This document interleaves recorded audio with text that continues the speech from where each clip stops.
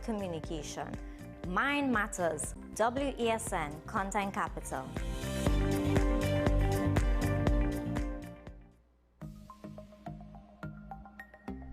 Knowing how to tell authentic is as easy as 1, 2, 3.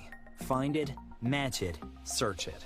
Step 1. Find the style number on the tag. Step 2. Match the style number inside the jersey with the number on the tag. Step 3. Search it. A quick Google search of the style number will verify the jersey is authentic when the search results match the jersey being searched. Don't be fooled by counterfeit jerseys. Before you buy, remember to find it, match it, search it.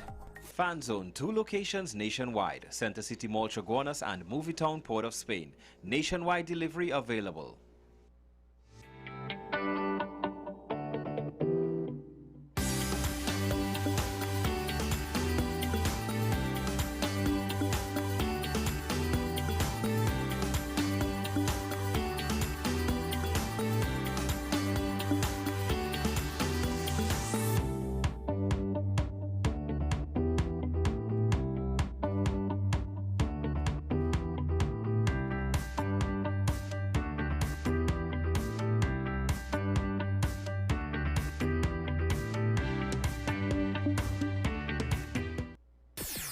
WESN.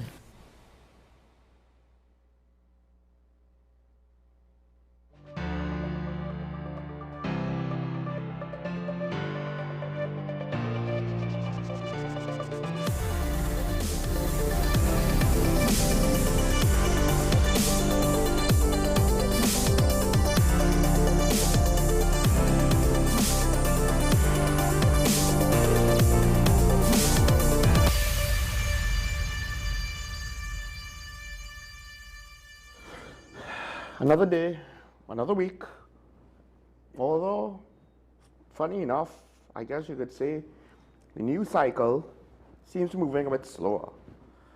We don't have necessarily one controversial topic right after each other. That's what it felt like sometimes under the previous administration, sometimes. Now it feels as though with this administration, it's more like everything converges into one.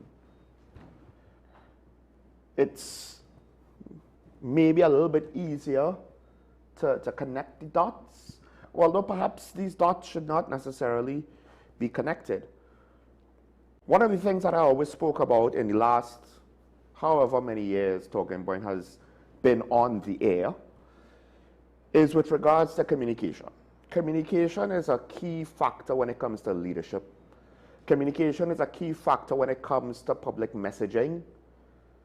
Not just doing a thing, but then telling the people what it is, why it's important, how it will be done, in order for them to not just accept it, not just kind of support it verbally, but support it also in actions.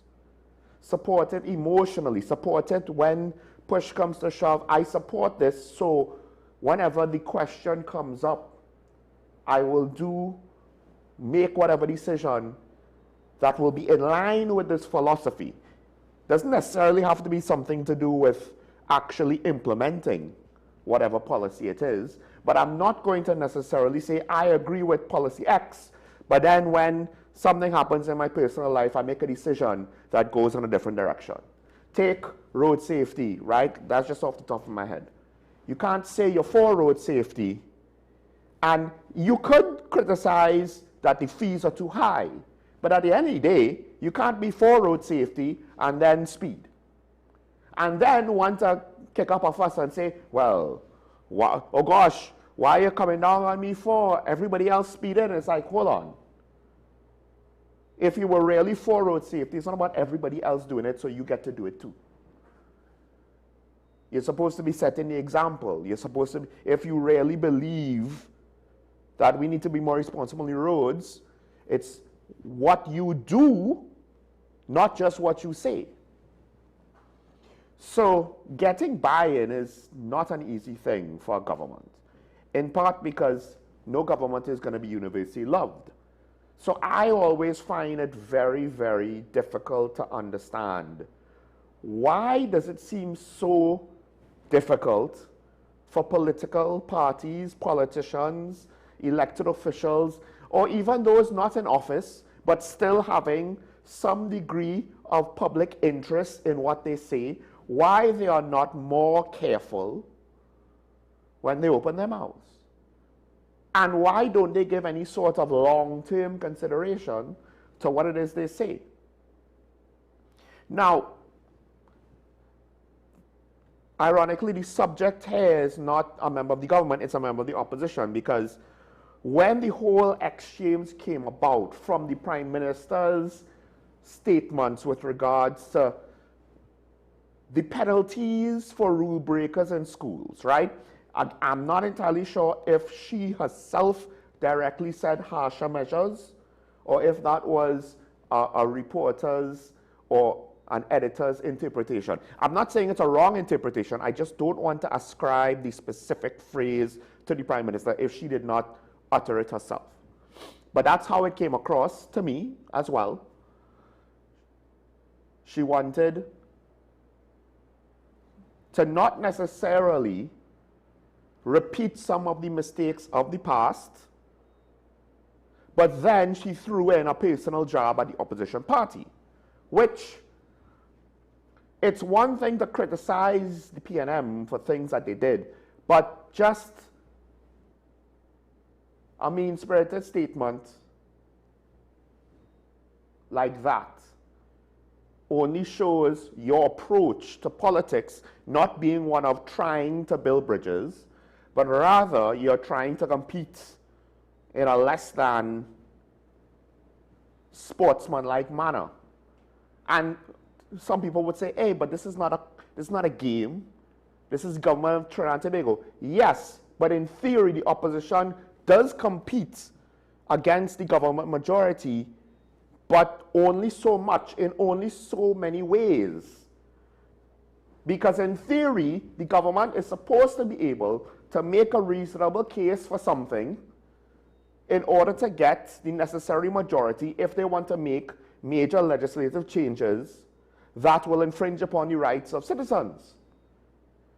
But if the cause is worthy enough, the intention is for both sides to come together, not for the opposition to always disagree with the government, no matter what.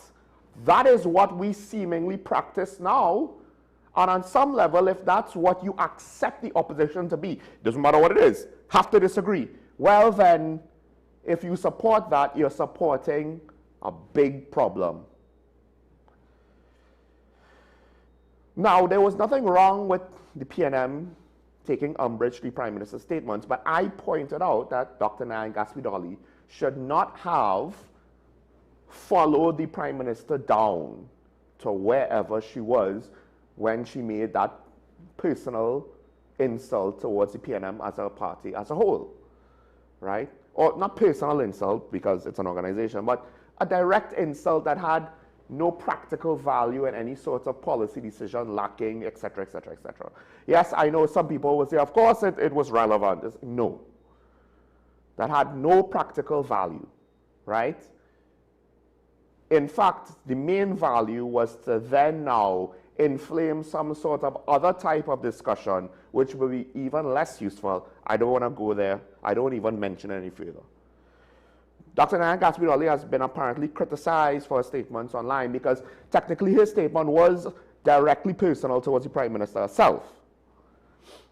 And the thing is, on some level, people are going to accept insults hurled at the PNM because of just how everything went in the last regime and how the public perceives the party coming out of that with the results of the last election. This is all part of the rehabilitation process of your image. I'm not saying that it should have gone unanswered, the Prime Minister's statements, but on some level, again, public relations is not going to be fair. There are many instances where the government finds itself in an unfair circumstance. And a lot of people, I assume, don't want to acknowledge that, don't appreciate that, might not fully understand that, particularly the politicians themselves. Same thing is true with the opposition party. It doesn't have to be fair. You're not going to be treated as the same way as an incoming government, well, now just about a year in, who was technically way more popular than you. Yes, you're going to be treated equally by your respective bases. But politics should not be centered around what can I do for my base and how loud my base can be. But, you know, most politicians in this country love to chase losing formulas, like many large corporations in the United States. The thing is, now the opposition, of course, is having to navigate its way through the criticisms to Dr. Nyan Gaspidoli. And Marv Gonzalez, who is also the chairman, not just the chief whip, he made a suggestion. I think he should have maybe gone further, or not necessarily further, but in a different direction. Basically saying that the PNM should avoid being drawn into prolonged exchanges.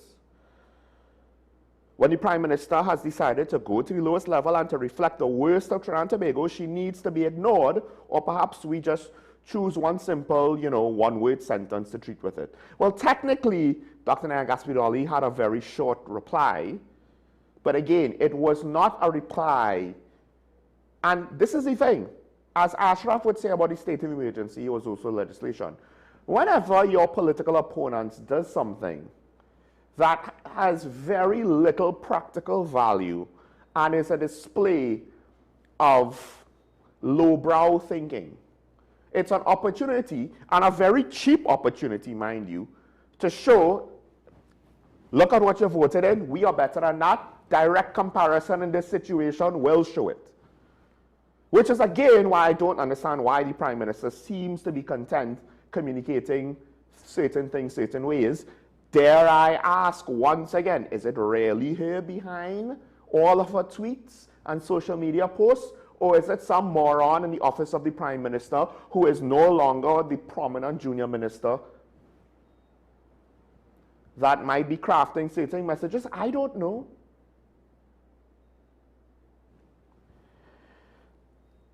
Because I pointed out that Dr. Nyan Gaspidoli responded in kind, and that was wrong. That was a mistake. It was a mistake, in my opinion, morally, ethically, but it was also a mistake strategically. When your opponent is making their own mistake, why are you jumping into that barrel? Why are you following them down to the lowest common denominator? What is with, we are supposed to be a highly educated society, right? In theory, we have what, a 97 to 98% literacy rate? We know that's not true. But in theory, it's supposed to be true because our entire population is supposed to be educated up to a Form 5 level, and then tertiary education up to at least a bachelor's is, as far as I know, correct me if I'm wrong, still free. So we are supposed to be one of the most highly educated societies that you could find. And yet our politics literally speaks to the lowest of the low.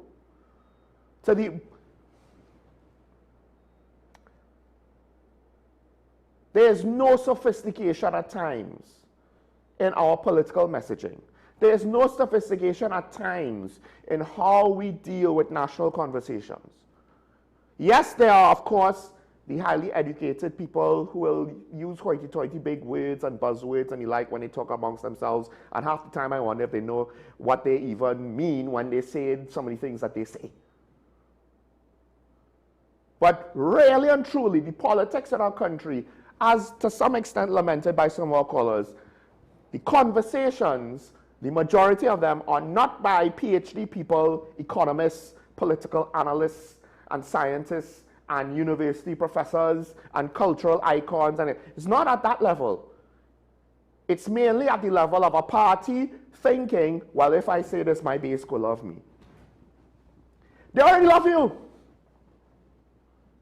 And you take it,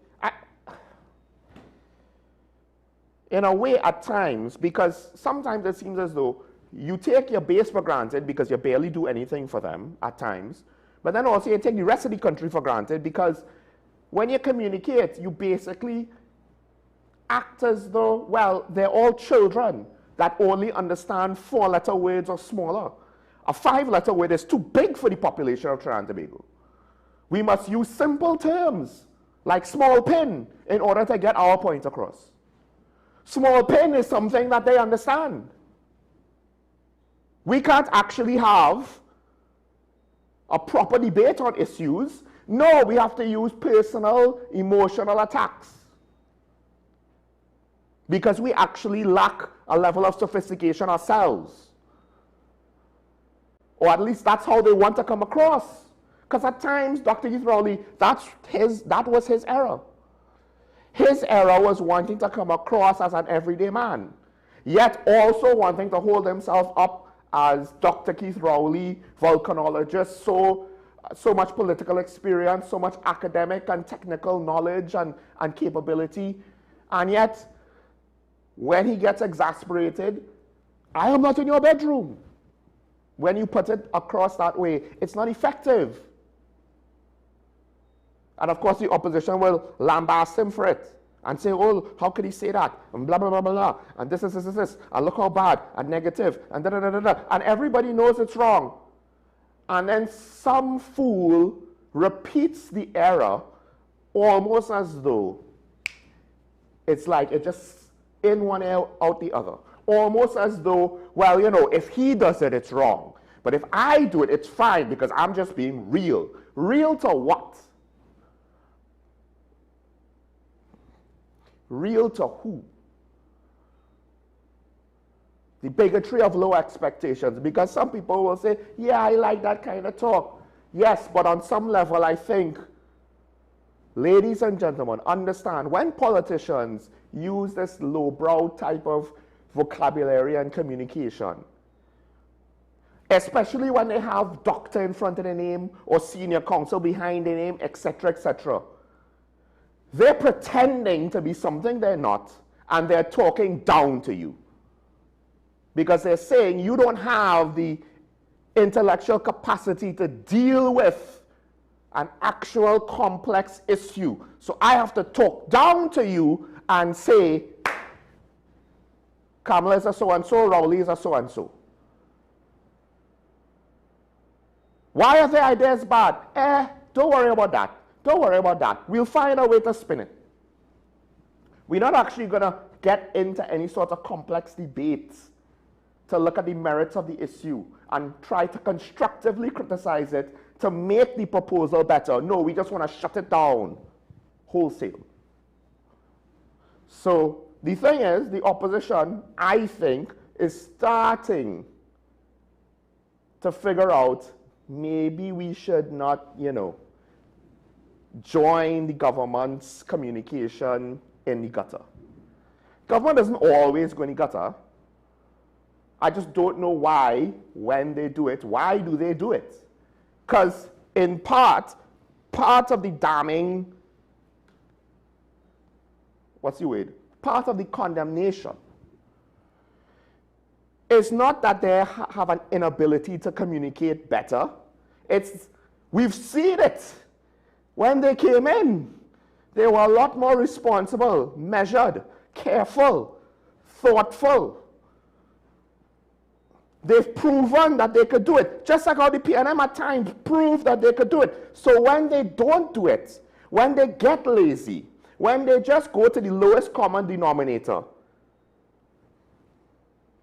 it's like a great student who all of a sudden decides, I'm just going to get C's because I'm lazy. Not because I can't, but because I just choose not to. Well, how is a parent of such a child or a teacher of such a student supposed to think? Something is wrong. What is it? Because the temptation is they go low, right? And this is a quote from Marvin Gonzalez. Now, Gaspard's response, it demonstrates our abhorrence and the way we feel in which the Prime Minister continues to disrespect the people of Trinidad and Tobago. That's fine. But you yourself don't have to be disrespectful to properly express it. And perhaps this is an opportunity for us as a country, this is an opportunity for us as a party, for us as citizens to not allow the Prime Minister's conduct to cause us to react in any particular way, which can in turn result in our reaction being scrutinized and being examined, as opposed to what really would have triggered it. Yes, because now Dr. Nayan Gaspidoli is the subject, not the issue that the Prime Minister was speaking on, which is the most important thing, right? And then, of course, secondary to that is the fact that she made an insulting statement. And then Dr. Nayan Gaspidoli's response should have been really to redirect from the Prime Minister's insult back to the topic at hand, particularly since she is the former Minister of Education. Because at the end of the day, as one of my colleagues said last week, Karen Esishera, we can criticize the government all we want. It's not as though we are saying, yes, there's an alternative ready to go. Let's call a snap election right now. Because ironically, when Mr. Manning was in the position of being called a dictator, it seemed as though he was losing control of at least a significant portion, not necessarily yet the majority of his party, and was facing criticisms from the private sector, from various stakeholders and the like. And he called a snap election. One of the key points in the favor of the UNC in that snap election was the fact that this was Kamala Persad-Bissessa's first go at a national election as political leader.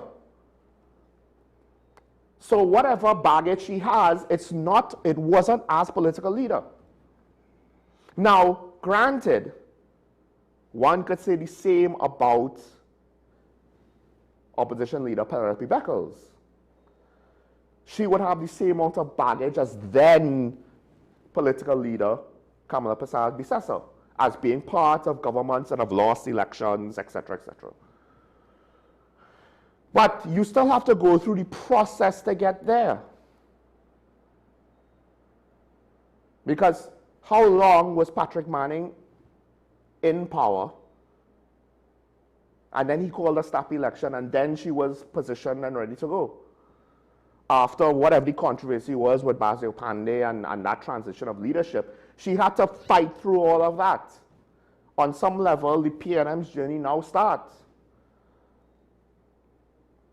So right now, what's the alternative? We have one political party that's trying to rehabilitate itself, and the other one who started well, and now seemingly can't help but chip away. They rose above their political opponents, the PNM, and now they're slowly, by their own words and deeds, coming right back down to the mean, to the average of our politics. When you rarely get down to it, the hope was something not just above average, but something great. And for the most part, things started off pretty well. And then I think once the whole CPEP stuff and the 10% stuff hit, it was just slow, a very slight downhill, but more or less all downhill from there. Communication. I have said this multiple times. The government could more or less institute almost all of the same policies. I wouldn't say all. I don't want to make an absolute statement. But I would imagine it would be reasonable to assume that they could have instituted most, if not all, of the policies that they have, that I have criticized them for in many cases, not all. If the communication was better, if the accountability was better, if the transparency was better, there would be less of a fuss. If the explanation was better, if the implementation and how they describe the implementation was better. But, Now there's one other thing I want to say, maybe a couple other things I want to say. Children's Authority is saying that child abuse allegations nationwide on a monthly basis remain generally consistent. So they have concerns about the protection of children. I'll go a step further though. This is all unofficial, so I don't have official numbers. I am hearing too much bad news coming from schools, and too many situations where whoever, whatever, wants to keep things quiet. Like what I mentioned last week, a gang rape. Well, a series, potentially, of gang rapes. We have at least 2 accusers or 2 victims that I know of. But then also there's, note, there was a report a couple of weeks ago about 22 suicides or attempted suicides by students in the late teens, basically, right? How many news reports we got? Did we get 22 news stories on 22 incidents?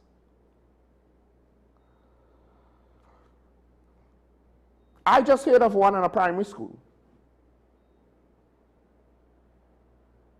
And I also heard that it's one that they don't really want to get out there. They want to keep it hush-hush. Now, I don't know who is there. I don't know if it's the school. I don't know if it's the parents. I don't know if it's the Ministry of Education.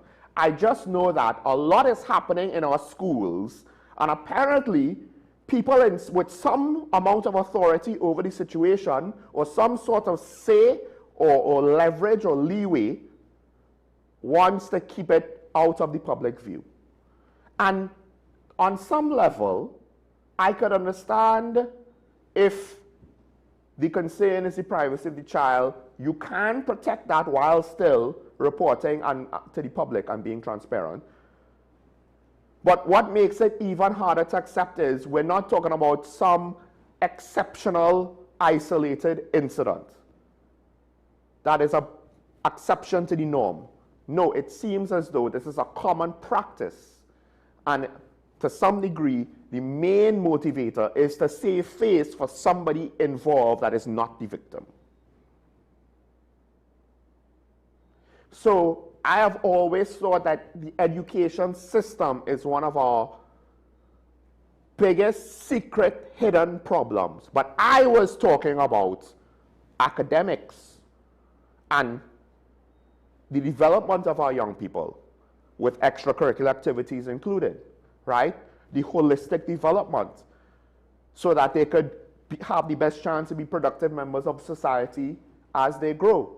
So they, well, of course, that means they have the best chance to move on with their academic pursuits or their personal development, if it's on-the-job training, whatever career path they take, they have a good chance getting there. And my concern was that we weren't necessarily doing a good job to help them get where they needed to go professionally. But now, I think I myself have underestimated another aspect of the problem, and I don't know, because the report on the number of suicides was over a couple of years. I don't know to what extent not renewing the contracts of a large amount, and I say that, but truthfully, I don't really know what the statistics is, what the percentage is, right? But based on what the head of tutor said, I'll just generalize it with a large amount. That's somewhat of an assumption on my part. I apologize if the statistics prove otherwise, but that's what I'm going with right now. A large amount of the social workers and counselors in schools, including primary schools, I don't know to what extent that had an effect on students' mindsets that may have then left more children vulnerable to consider things like suicide, including primary school students, because we have done a very good job stressing them out at a very young age, and they themselves are nowhere near equipped to deal with that kind of stress, because I don't know about the rest of them, or about the rest of you, but when I was 11, 12, I wouldn't have understood what all of that meant.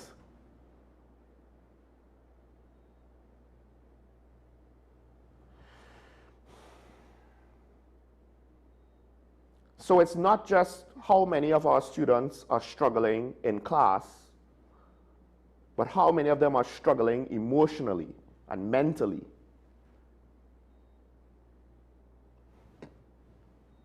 What are we going to do about it? I don't know. Oh, and then there's also the ones that are actual victims of some sort of abuse. Actual victims potentially of criminal activity. Yeah, that also swept under the rug. Oh, wait, let's not forget U.S. authorities. They have concerns about human trafficking in this country, including by senior government officials being involved. Wait, let's not forget all the reports, and some of the callers always want to highlight it. All the reports about situations that are unresolved, the abuse of minors. Let's not forget all of that.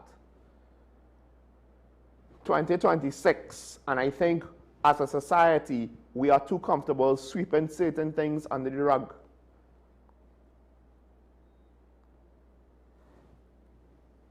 Our future is in our book bag, but what is the point if the child doesn't have a chance to grow up properly because something is heinous done to them, or they are so mentally affected, emotionally affected, that they do something to hurt themselves? Let's take that break. When we come back, get into the big story. I don't necessarily even know why this is a debate, but maybe that's just me. I don't disagree with everything the government does. Stay tuned. Show Michael Small. This is Talking About WESN. We'll be right back after this.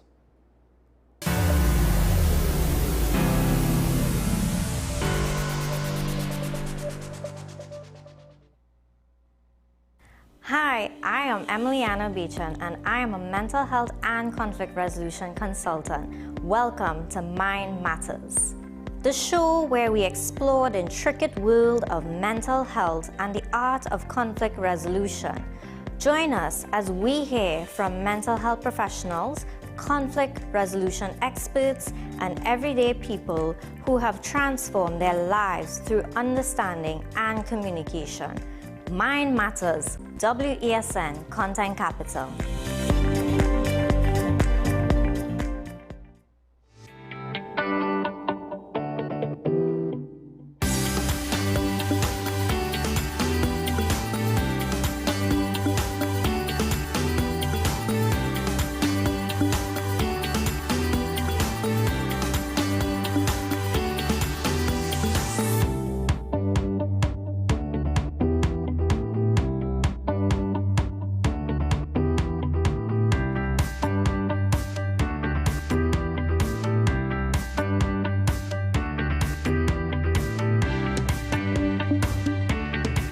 You are watching Strictly Legal on WESN Content Capital. Just give an overview of what exactly is that split arrangement.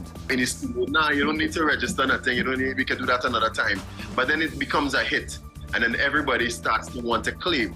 The laws that predate many of the independent countries' constitutions are going to be those colonial laws. We know there are an infinite amount of circumstances that would lead to a murder. I have a great idea and I have a great concept, but until it's actually expressed, it does not become intellectual property. Accomplishments or targets of a forensic accountant is to quantify what may have been lost. They believe we defend criminals and we manipulated the law and we exploiting the system.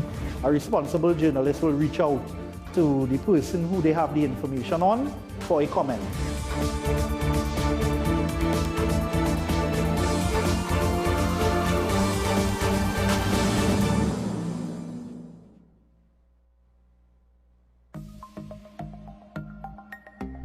Knowing how to tell authentic is as easy as 1, 2, 3.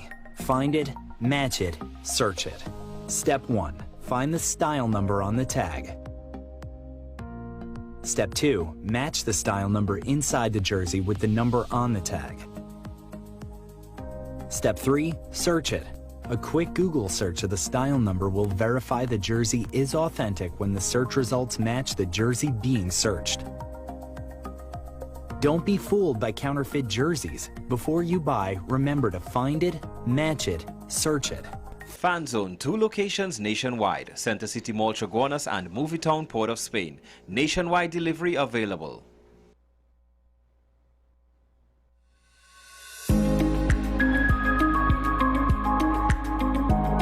if you've gotten to the point where you have the aches and pains and they're on a daily basis, they're not transient anymore, then it's probably gone already a little bit too far, right? So what a patient has to understand, what your audience has to understand, is the fact that you need to pay attention to self now, in that perimenopausal age range. We're talking about 40s. Right? In your 40s. From the time you hit 40, in your 40s, you know it's coming. You can't escape it, right? Start to change the way you take care of yourself. Yes, exactly. And you have to know what options are available to you.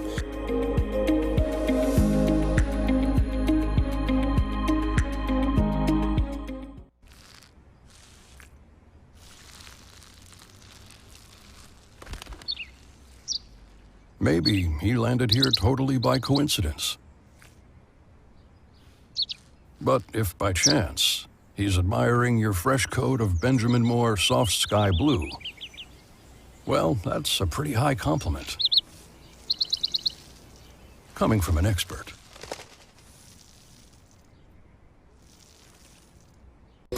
Take some time for yourself or spend some time with the family at Sandy Point Village Hotel.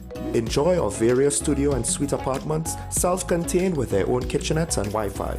We also have our famous 100-foot swimming pool and our beachfront restaurant, the Steak and Lobster Grill. And our location in Crown Point puts us near the center of activity, from the nylon pool to the local nightlife. Call us and make your reservations at 639-8533, 389-2378, or email us at sandypointvillagehotel@gmail.com. This is 10 Questions. I'm Andy Johnson. The distance from where we should be in the world in going forward on our commitments with climate change. The effects of climate change that cannot be accounted for, it's called loss and damage. And we're seeing loss and damage happening so much more in this decade and the previous decade. The principal term there was this question of the correspondent banking issues. That is why we're trying to build capacity with this country here, Trinidad and Tobago, and other countries in the region. Man is not showing any signs of stopping or even slowing down. More than half of the forest in Trinidad is already gone. All the plants and all the animals and all of the nice clean water and fresh air and everything had to be on this planet for humanity to have a chance. We have small change when it comes to countries that can take decisions, and when they speak, the world listens. The General Assembly is a very democratic forum. And Trinidad and Tobago has the same vote as Canada, in spite of the obvious difference in size.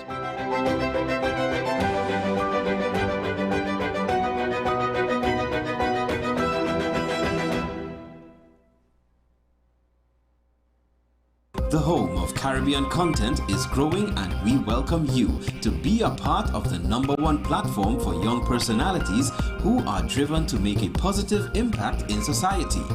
As we continue to reach every corner of Trinidad and Tobago through our daily broadcasts, our social media pages, or through our 75+ digital billboards across the nation, contact us to learn about our competitive rates via marketing at wesncc.com or call us at 628-5835.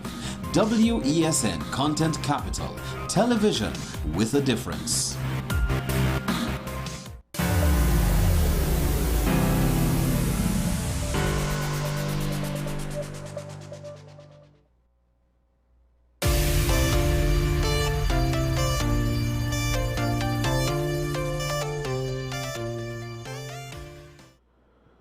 We're back here and talking about the WSND Content Capital. Now, our media ambassador, acting SP Christopher Arun, he informed me he wasn't able to come today. We were supposed to get, hopefully, an alternate, but that's not always so simple.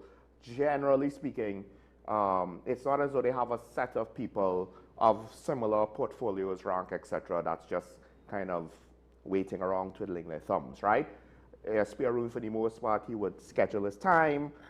It's only if someone else is available, like when Inspector Calendar would be available. But we only really had a few days to hope to try to get an alternate. So we might get someone tomorrow. Maybe we will, maybe we won't. Some people might say, why is it important to have the media ambassadors? I would say it's still important.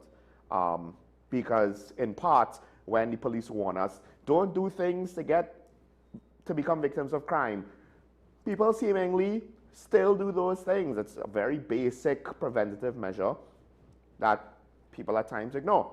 Now, speaking about, well, not necessarily preventative measures, but measures against crime, now to go to the wider story, of course, if you're living under a rock, you would not have seen at least one clip from the Summit of the Americas. And coming out of that, of course, there was a signing of a coalition. That TNT joined in. Our Prime Minister seemingly was front and center to a lot of it. Trinidad and Tobago has signed up for the Americas Counter Cartel Coalition, right? One report states focused on using force to deal with criminal cartels. Now, there were several countries that signed off on this. One of them includes Ecuador, which the United States military did engage with counter-cartel actions, I believe, sometime in the last few days. I can't remember if it was specifically in the weekend. But also, there was Argentina, Bolivia, Chile, Costa Rica, Dominican Republic, Guyana, El Salvador, Panama, Paraguay, and Honduras. Mostly Latin American countries, and then Guyana. Now, technically, marketing-wise to North America, we are, or at least traditionally we were, Latin American. So when you had like an American company doing business in the southern part of the Western Hemisphere, we would get Spanish promotional materials. It was very, very annoying, but it is what it is. So we are part of this coalition. Now, what I don't necessarily understand is, why exactly are people viewing it as a bad thing? Because on some level, does anyone think we could deal with transnational crime and the influence of transnational cartels on our own? What in our history suggests that we would be able to successfully deal with these situations on our own? Because I would actually make a case that based on trends throughout the region cannot necessarily deal with the external influence of large transnational cartels who, let's not forget, their end goal is to make money and to break the laws of quote-unquote first world countries with more resources, with more means and technical capabilities and more experience, more personnel than what we have, right? That's their end goal, to get the guns and the drugs there, to, if necessary, do whatever they have to do to take their illegal money there. We're to some extent an intermediary. Yes, we'll still get drug sales here, and more importantly, we'll get the influence here. Why? Because if we don't have foreign help, that basically means we have to go it alone. Right now, we are part of the Commonwealth.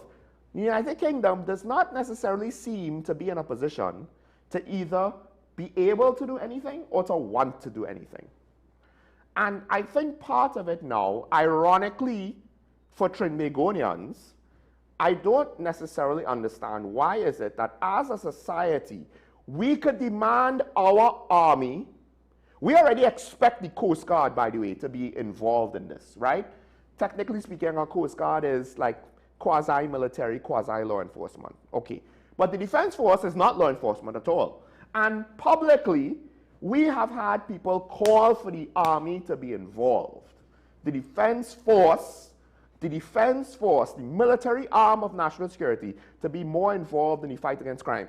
And I don't really recall a lot of other people besides me pointing to the fact that, hey, y'all might not fully appreciate what that means. Do you really want this?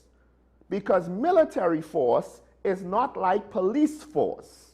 They don't train the same way. They don't necessarily have the same rules of engagement. They don't carry out the same approaches to certain things when there is perceived threat or risk.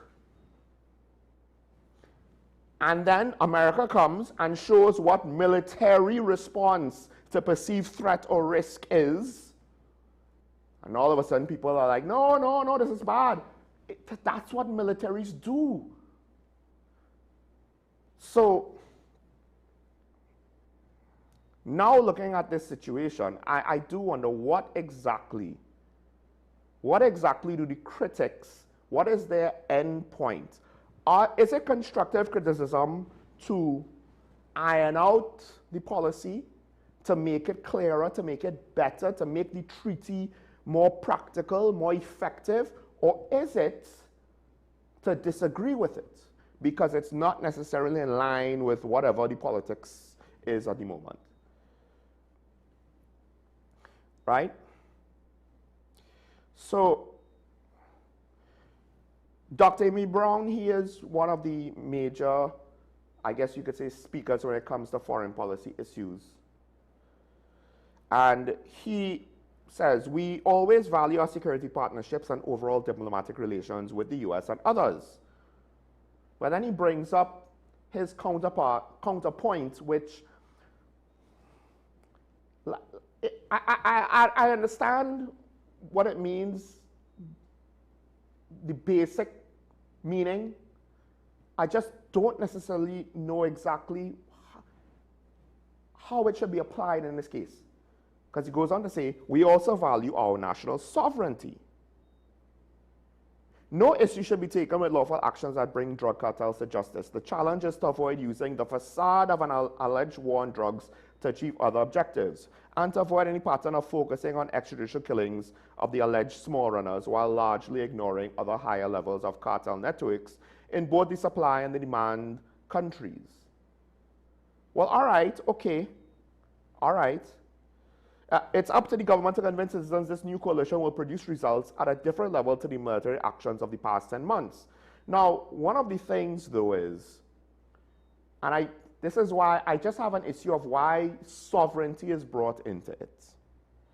Because it's not as though they need us to give up our sovereignty to do whatever it is they're going to do, right? Unless it is actions within our waters and within our borders. And to be honest, and I've said this before, and I've seen someone reiterate this point online, we kind of take international treaties and we hold them up and overestimate them way too much. Because if an American naval vessel is chasing a drug boat and they go off, you know, a little ways into our sovereign waters and they decide to keep going, what are we going to do about it? And then it's going to be debatable because it's not as though there's a line in the water to clearly say, well, this is, you know, where the border is. And once you cross this line, it's our territory. I mean, it's going to be an estimate. Estimates could be fudged. But even if they know for sure that they're in TNT waters, if they decide, listen, let's just get the drug boat, one way or the other, what are we going to do about it? The best we could do if we disagree with it is send them a strongly worded letter. That's more or less it.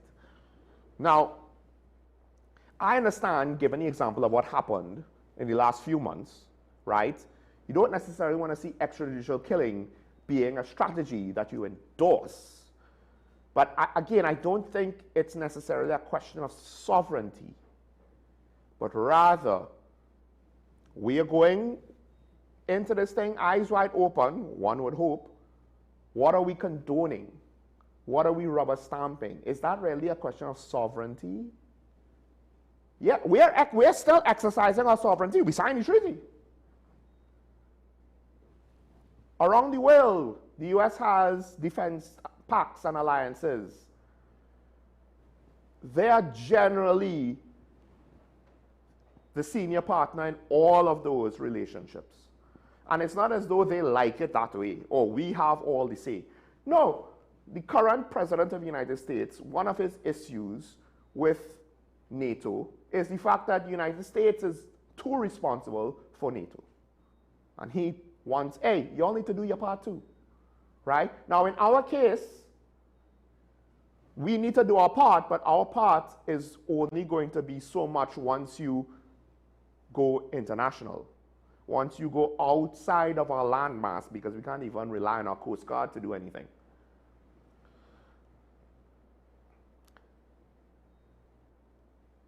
So I guess, I mean, if you want to question the methodologies, fine. But the question of sovereignty, it's similar to the zone of peace issue, which again, I vehemently disagree with. I don't like the debates being on those terms because it turns it into an impractical, ideological debate that's very idealistic and for the most part is way up in the clouds and arguably will not really have a winner because a lot of it is semantics and a lot of it is hoity-toity stuff that can't really be translated into practical effects. Yes, the extrajudicial killing things, that's practical. But a court really has to decide on that because them laws, international laws, ain't like domestic laws.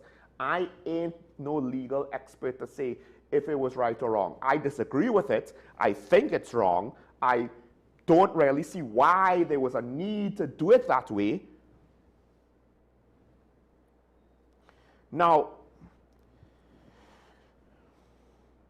former UNC Minister Vasant Bharat, he pointed out that it remains unclear how this coalition would address the realities of TNT's crime. Before embracing, quote, before embracing grand hemispheric coalitions, government should first answer how exactly does this alliance make TNT safer. Now, I'll say this. I don't think you could reasonably say we don't have to like what the Americans did, but we could still appreciate the fact that they were in the region and they were doing something about it. And I believe it's reasonable to say that it did have a positive effect, right? Yes, technically, you can get a good result doing the wrong thing. Now, that will go against principles, so I'm not condoning it, but I'm not going to sit around and say, well, just because it's the wrong thing, it means we can't get a positive result. No, I think we did get a positive result. I'm just not comfortable continuing that line of strategy. Those guys on those boats could have been arrested, even if it was catch and release, because when they picked up survivors, they didn't hold them in custody. They just let them go. Yeah, you could have taken the guys off the boat, destroy the boat, and then release them wherever. You didn't have to just kill them. But to say that there was no positive effect, and to some extent, you're seeing it now. Where is the story? $23 million in drugs. It looks like a lot of weed.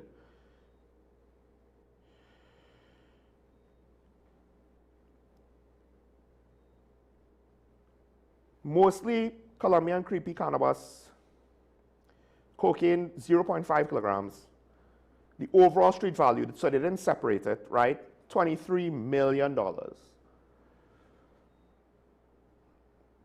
Now, some people would say drugs were still coming through, but I would ask, was as much drugs coming through to TNT? Yeah, it doesn't have to fully stop the flow, but reducing the flow, that helps. That reduces the potential amount of illegal revenue, resources available to the local street gangs, drug lords, what have you, to then continue not just paying their gang members, enforcers, whatever, right? But also having the resources to engage in further crime that at this level you would see a lot of. Corruption, bribery, getting members of national security or politicians in their back pocket or members of the judiciary in order to run cover for their operations. Again, when is the last time has a drug lord been prosecuted in this country?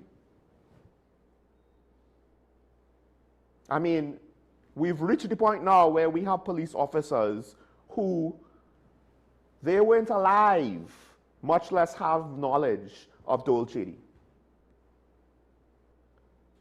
There's a significant portion of our population who was not alive at that time. police recruits wouldn't really know what that was, who that was, what he did. They don't have the experience of TNT back then. To a subset of our population, in their living memory, we have never prosecuted anything close to a drug lord. It's only been street level, maybe gang leaders, but how many have we actually convicted on the gang leader level? Half the time we can't convict them, they die in their gang war, allegedly. Don't know if it's anybody else.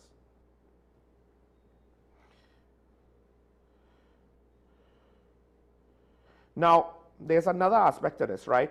Bo Tiwari also decided to voice an opinion saying, straddling shield of the Americas and CARICOM is going to be fraught with tensions. The prime agendas are different from the zone of peace to military solutions, guns, drugs, crime, and international terrorism. The sovereignty equation is being rewritten as we speak, and we're headed for a period in which non-alignment isn't a serious proposition anymore. I do think that's more or less we're there, right? And it's not about whether we like it or not. Lines are drawn in certain alliances. And if we're no longer trying to keep the world together as a single unity, the unipolar world, the end of it, a lot of people say, the end of it, we'll go our own way. That's nice. But now that you are not engaged on that level, all of a sudden, we need to understand something. Even in our everyday life, violence is not 100% off the table for the common citizen. It's not that we can't do it. I mean, anybody could throw a punch, right? But most people choose not to do it. But at any day, you don't just go around your everyday life assuming no one will dare commit violence against me. That's why you don't go and just mouth off any and everybody you meet. Even if you yourself are not a violent person, you're not, hopefully, most adults are not going to be naive enough to think, oh, well, violence is just a thing that we don't do anymore. It is so frowned upon, it is just not done. No.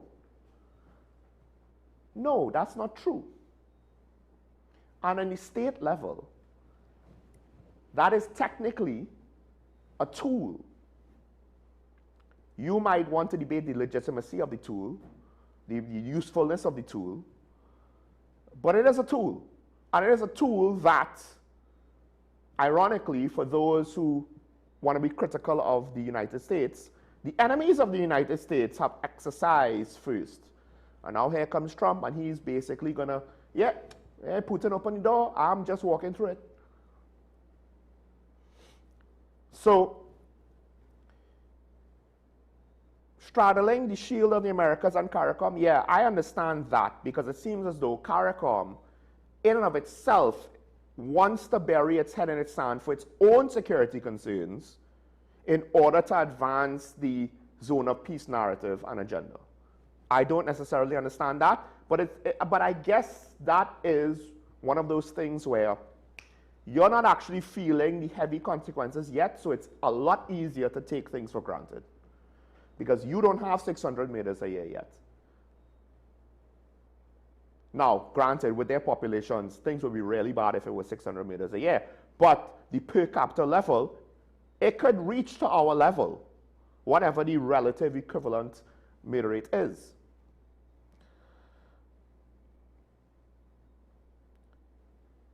We're in high-risk territory now. Courage is an asset, but longer-term consequences are hardly predictable. That's fair.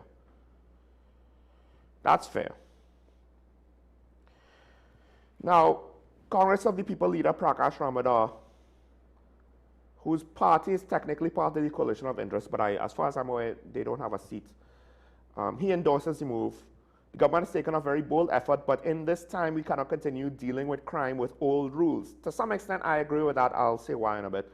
There's a whole new game ahead of us. Criminals are very different to those of the past. Therefore, a deeper look is needed on dealing with those issues. Because it seems as though Mexico and America and other Latin American countries, and to some extent, they've been doing this for a long time. It's not just local law enforcement or federal, state level police dealing with transnational crime. They involve their militaries. And the thought of using the American military against drug cartels has been part of a wider conversation in the United States, not just amongst politicians, but in various stakeholders, opinion leaders, thought leaders, etc. For years. For years. It's been on Southcom's radar also long before now, the perceived threat of the drug cartels that in some cases are armed with military level weapons. And you can argue automatic rifles are military grade weapons. One of the gun halls had a sniper rifle, a large caliber sniper rifle, that was less than 50 caliber, but also a 50 caliber sniper rifle. A 50 caliber rifle is technically, in military terms, an anti-materiel rifle. Yes, technically you could own it as a civilian in the United States, but I would argue it has very little practical civilian applications. No one hunts with a 50 caliber rifle. They literally just have it there as a gimmick for pure entertainment purposes, right? In terms of practical gun ownership, it's a military weapon technically. And it's the kind of level of firepower that if it was utilized in a crime here in TNT, no one is safe. No one is safe. We already seen one in an illegal weapons cache in the country a couple years ago. So then now we have to ask, was anyone crazy enough to try to continue bringing such weapons in? And do they have the intention to use it? And at what point are we going to stop taking it for granted that violence cannot be escalated?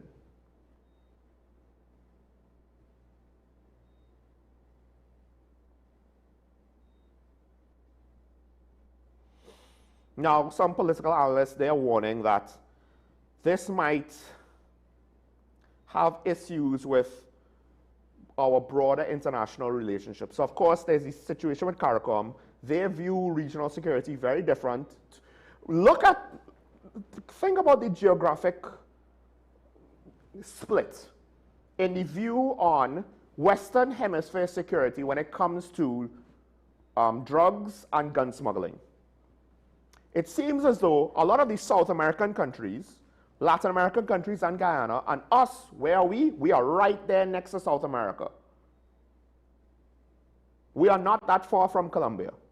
And we are part of the daisy chain route to Europe with regards to hard drug smuggling. They seemingly, it seems, are all for what the US is doing.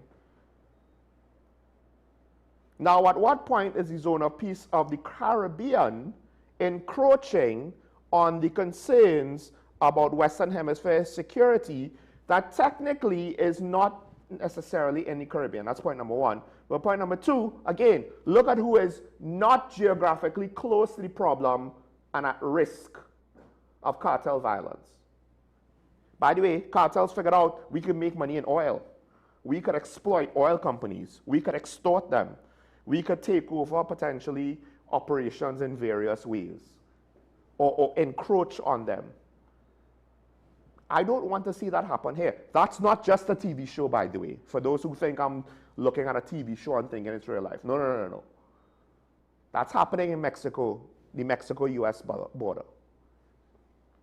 Ecuador basically said, hey, yeah, let's do a military operation to deal with cartels. Mexico themselves utilize military special forces to go after a cartel leader. Because the level of threat now, at least not necessarily across the Western Hemisphere equally, but the level of threat now has reached military weapons being utilized to terrorize civilians in order to meet certain political objectives, even though it's not necessarily a political organization. But our desire to enter into this America's counter-cartel coalition might actually, yes, be something that goes against China's interests. We also have a relationship with China. So now it comes the question of, can we try to be friends with both sides, both competing interests? Yes, they are competing interests. They're competing directly against each other for influence, both in the Western Hemisphere and in the Far East.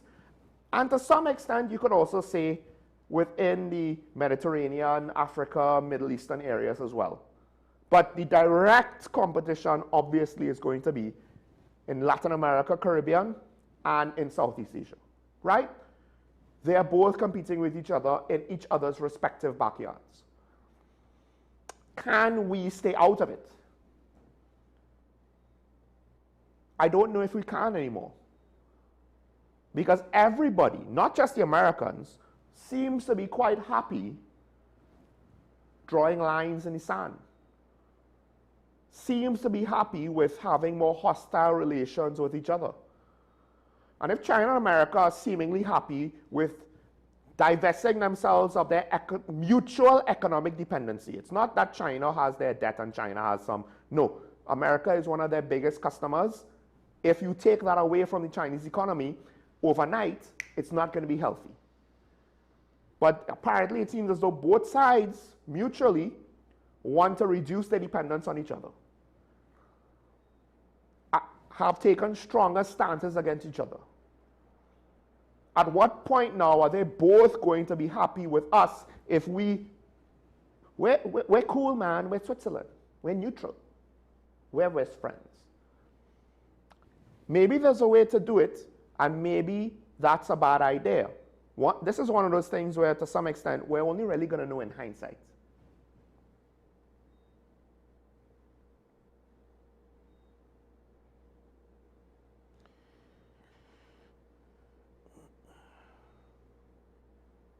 So, another stakeholder pointed out, Trump has started a new military advance with these countries in order to make a new attack on drug trafficking and drug cartels. The strategy mirrors previous operations in Ecuador, where U.S. forces worked alongside local authorities to combat organized criminal networks. I don't have a problem with a U.S. naval presence. We can't secure maritime borders. It's that simple.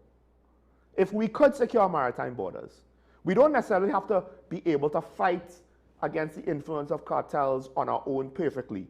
But we can't even compete. Our borders are just open. The Coast Guard has, by a combination of not enough resources, corruption, and laziness, more or less failed. You understand? They are literally putting up just about no resistance to the problem, or no practical, discernible resistance to the problem. And in fact, just about every time we got a large cocaine haul, who's involved? American law enforcement. So let's not kid ourselves as though we could go our own way. And if the Americans are saying it's not enough for the DA or the FBI to be involved, or the ATF, we're stepping up how we deal with international crime. We don't get to pick and choose how they help us. It's either we ask for their help or we deny their help. And if they want to go further than we're comfortable, then we have to be prepared to say no.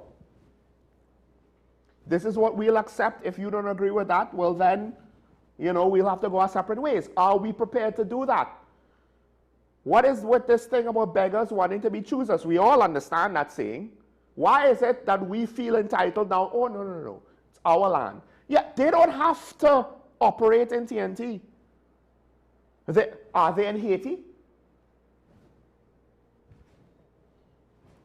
I mean, Haiti is a different issue.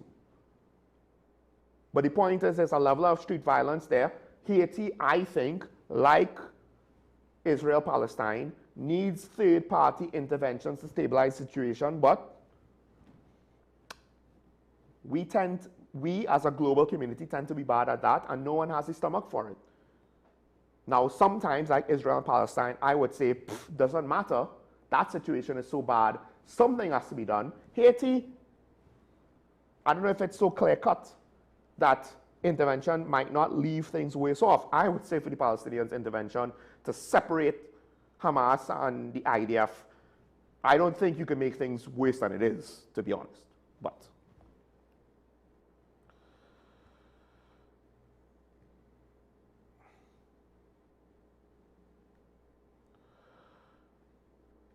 now, the Minister of Foreign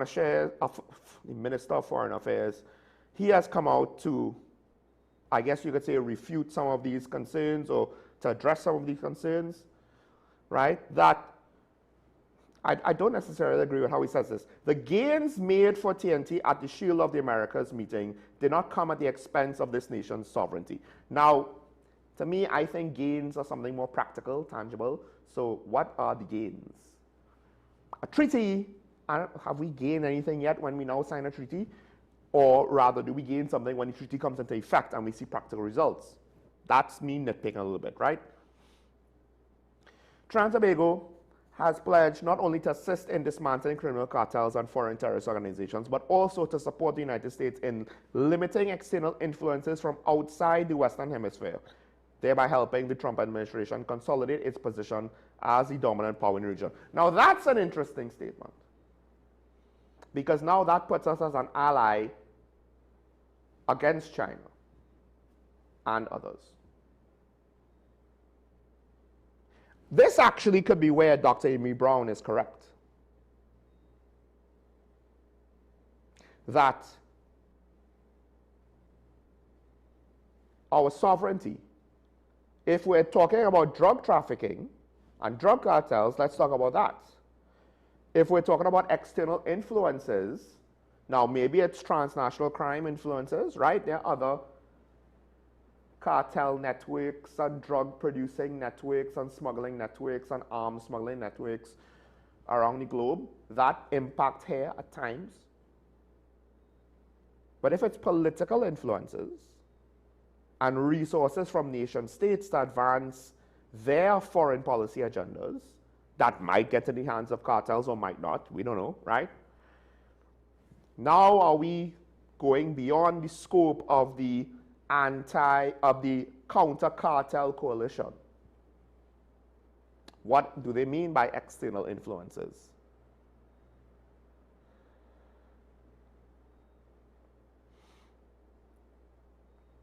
Because then now that might force us into certain foreign policy arrangements. That might force us down certain foreign policy paths. Granted, we probably took the first step just with the treaty alone, or the first couple of steps with how we have engaged with the American government so far within the last year. But this might force us further down that line faster than we might have chosen. But there's another aspect to this that I think people are also not appreciating. Tobago has pledged not only to assist, but also to, right, in dismantling criminal cartels and foreign terrorist organizations. That's the first part of the sentence. We have pledged to assist. So now, on some level, there is a deeper expectation of us, of our government. There is an external party with whom we have signed a treaty who will now have expectations to hold us to account because it's a treaty we signed.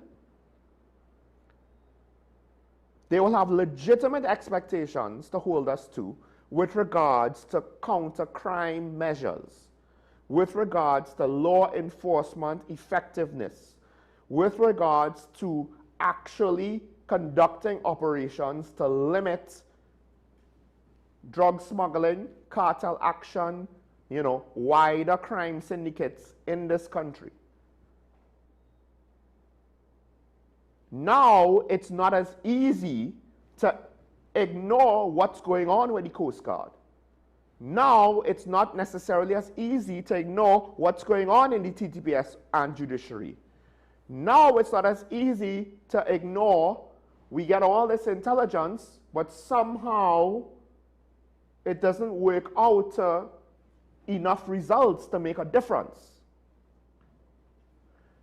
Now it's not so easy to have such low levels of accountability in our national security apparatus, because we signed a treaty that potentially includes a whole host of countries, including one of our major trading partners, the major trading partner, who we also are hoping to get assistance with political support, international support for certain oil and gas deals. We don't want sanctions on those deals anymore. So far we're getting it. All of that is tied into this. Now, in theory, that means that this should force the government to get off its rear end and do something about certain aspects of our national security apparatus, which are just wallowing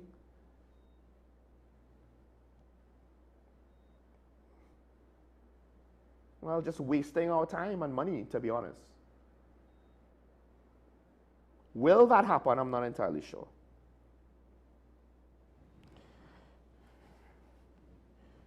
The Minister of Foreign Affairs also, he was asked an interesting question: how this country will balance its security benefits from signing on to the military alliance with the nation's long-term economic independence, particularly as it relates to trade with economic powerhouses not aligned with the US, such as China. Minister Sober said, I think what this summit has done is to illuminate certain things that we need to work together as a region, as like-minded countries within this region, and to work stronger together as like-minded nations within this region. That's very redundant, by the way. That is what this summit has done. Now, with regards to that question, I do wonder if we're kind of overestimating our economic independence. Our own oil and gas reserves are running low. We need Dragon. So that's already dependent on a foreign country, right? At minimum, Venezuela. Right now, really, it's Venezuela and the United States. Mannequin, coquina mannequin, all those other things, same difference, right? In part, the oil companies, they're not local TNT oil companies. Those are the large international oil companies.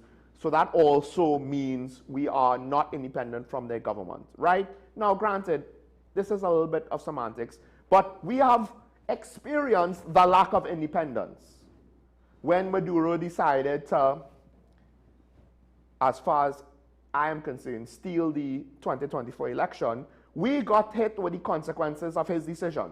We didn't have the independence to ignore the political fallout. Who is our main source of importing food? Who is one of our main customers for some of our downstream products? It's the United States. Independence, we signed up to the whole global village. The whole concept of the global village of trade is that you don't have independence.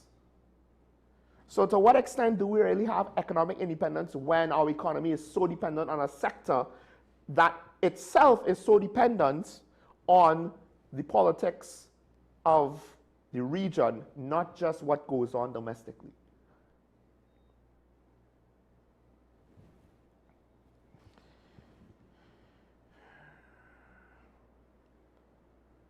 Quote, this has been one of the most successful multilateral engagements that I have ever witnessed in life, and I think that the world would have ever witnessed in a very long time.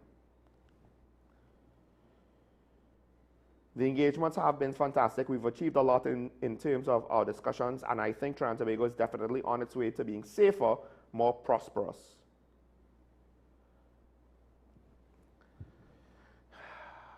I'll believe it when I see it. Because it's a lot that you're asking here. It's not just security, it's also economic-wise. The Secretary of Energy was also there as well. Apparently they met, he says, with the majority of the US cabinet. I don't know exactly what that means.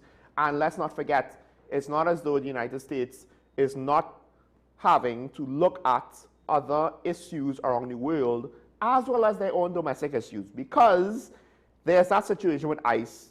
The Director of Homeland Security was recently fired, transferred. She has a new position apparently. Can't remember exactly what the position is. But the point is she was removed after the shootings happened, and ICE has come under a lot of scrutiny, rightfully so. Right? I don't have any issues with the organization in theory, right? It existed long before Trump, just by the way. Trump didn't create it. However, the shootings kind of shown where things have gone off the rails, and you definitely have to correct things and not allow that sort of behavior to be repeated, regardless of what the civilians in those situations did, particularly with the last one. I wouldn't necessarily criticize the officer to the same extent in the first one. That said,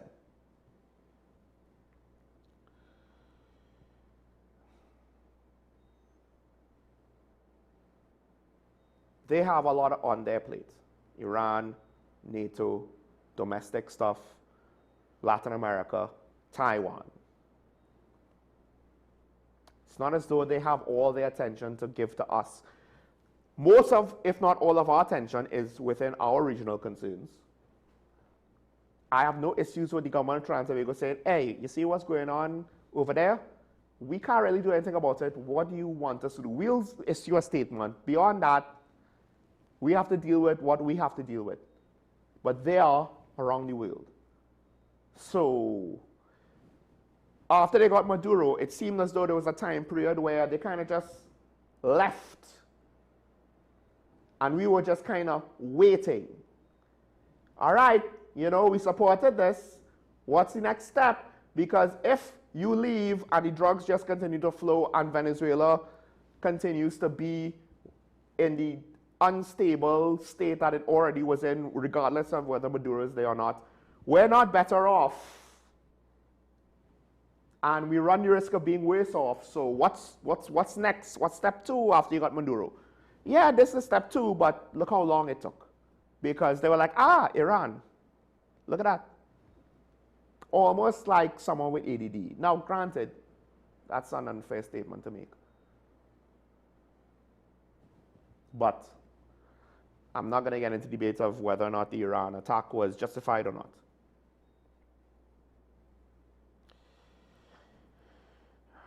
One thing that I want to also give the counter opinions, not just Minister Sobers, because I don't necessarily think he does a good job defending the situation. There's a lot of talking without saying anything on the minister's end. More on that in a bit if we have time. But 2 security experts, they have come out, and I believe they both support it. One is, let me just make sure I have the, right, one is Gavin Hira. The Shield of America has represented an important step towards strengthening regional cooperation. For the Caribbean region, the summit signals a collective commitment among nations of the Americas. Doesn't really include a lot of the Caribbean, but to deepen collaboration on transnational crime, border security, cyber threats, and intelligence sharing. As criminal networks continue to operate across borders, true, particularly in trafficking of arms, narcotics, and human smuggling, also big issues. Such a framework provides an opportunity for greater coordination, capacity building, and the alignment of security strategies across the region. Well, because in this case, potentially security strategies are going to get more, to borrow a buzzword, kinetic. Gavin Hira went on to report it to have said, TNT being a signatory places the country in a strategic position to benefit from enhanced partnerships in regional security, economic resilience, and sustainable development.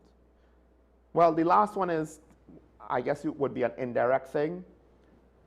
We deepen the relationship, so then that could lead to other sorts of agreements in the economic space. And again, according to the minister, most of the US cabinet was there, but this is technically, first and foremost, a security arrangement.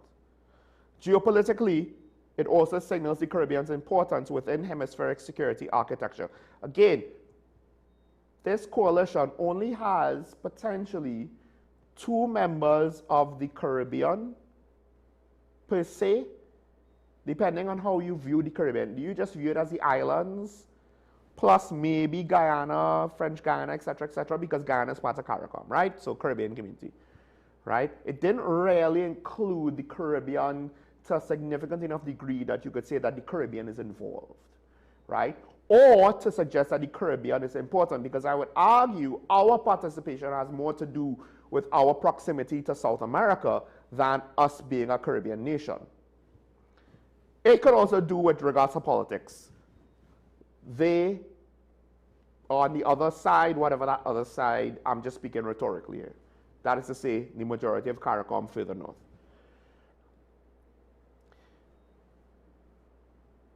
It reinforces the need for balanced engagement with major partners while safeguarding regional interests. I do think there's a need, and a deeper need, because law enforcement agencies can't necessarily patrol international waters, and we've reached the point where the needs of the moment are beyond just advising the TTPS how to catch criminals on our soil.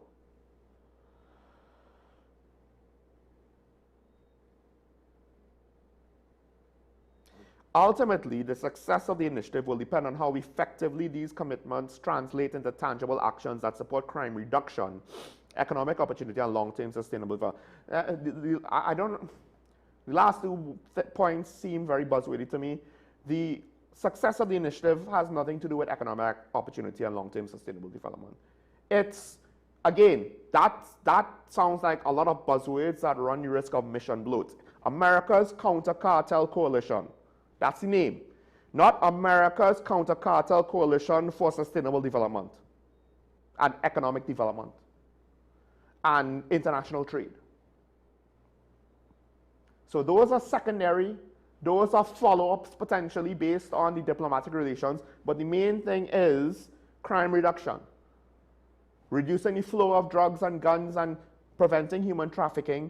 Reducing the amount of illegal money gained by these transnational organizations, which will be translated to resources they have to then spend to enforce and protect their illegal operations. That's the point. So he's right when he says tangible actions. We could have a treaty, and if, this is the thing, we are to some extent very dependent on the United States deploying assets in the region. It doesn't have to be an MEU of amphibious assault ships. It doesn't have to be a carrier strike group. This is where there's a whole host of, it gets into the topic of the US Navy and its readiness and not having a modern frigate and relying only on destroyer hulls, and I won't bore you with all those details. But having the assets to deploy. Do they have the assets to deploy? Will it be Coast Guard cutters? Will it be the LCSs? Or do they have things to deploy? Because maritime patrol interdiction monitoring. We have the radar in Crown Point. I don't know if that's enough, to be honest. I personally don't. If you only have one, maybe that's the optimal spot to put it. We should have a radar of our own somewhere in Trinidad. Somehow it doesn't really seem to translate into tangible results. Dare I say, I would not have an issue if 2 more radars were placed in TNT. One somewhere along the southern hemisphere or the western hemisphere. And hence 2, right? You could argue maybe more than 2. I don't know. Now, Paul Nahus also came out to say, have a similar opinion. TNT's participation in Counter-Cartel Coalition would translate into a deep cooperation with regional partners through intelligence sharing and maritime surveillance. And I think it's not just the American intelligence sharing. Potentially, now granted, maybe they will generate a lot of the intelligence, but the drugs, they go through multiple channels through Latin America. A lot of it is made in Colombia. I don't know where else is a cocaine producing country, or where's the sources of other drugs, right? Mainly, what do we see in TNT? We see cocaine and marijuana. So a fair amount of it probably comes from Colombia, because a fair amount of the marijuana reportedly comes from Colombia. Cool. So part of the intelligence sharing would be, what are the other regional partners? And potentially, after what happened at the end of last year, it might include Venezuela, which would be a big deal, because obviously a lot of the stuff that comes to us, it's going to funnel through Venezuela somewhere, right? So the intelligence is not just United States intelligence, but we will potentially have greater access, 1, to their intelligence, but 2, to other nations within the north and west of South America, and of course, this part of Central America, right? That is pertinent to us because it will speak to where the drugs are coming from as it is in transit to go through our territory, and in some cases, some of it might remain in our territory. Our proximity to the major South American trafficking routes is crucial in stopping it. We are in a unique geographical position where we need the access to that type of assistance. This is Mr. Nahus's quoted as saying. And we need to be instrumental in coordinating that too. We have to combat the cartels in a certain way, right? Quote, there could be a greater coordination between our agencies as well as regional and international partners that have signed on. It is going to strengthen the country's ability to detect and intercept illicit shipments. It will also address the wider security threats linked to organized crime that we are facing locally. It will definitely reinforce the capability and capacity of our own law enforcement and defense institutions. We have asked for something like this on Talking Points. Call someone for help because we can't do it on our own. Now, until I see the implementation being done in a way that is bad, I can't disagree with it. I can't say, no, I don't want it. And again, I go back to the point. Some of the people saying that they might not want this. Did they say the same thing about letting the defense force help the police? Military is military, you know. We train with the American military, our defense force. All right, one of the media houses also got the opinions of the diaspora.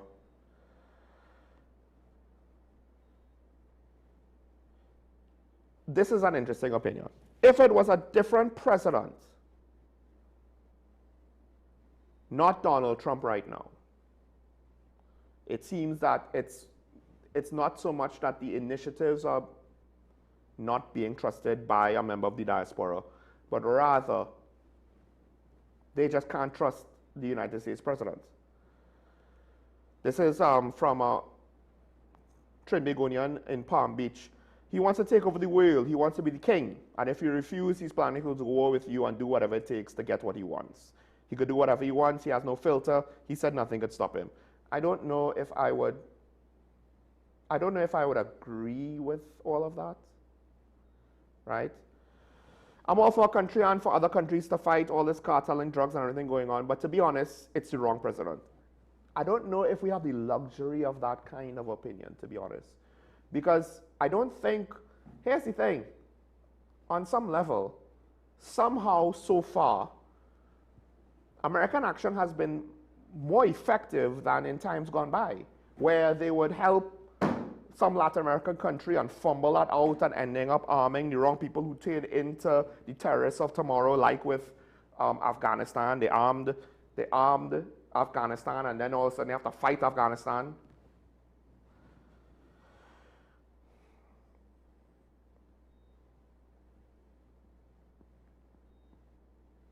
Now, there's a last aspect to this that I'll bring up.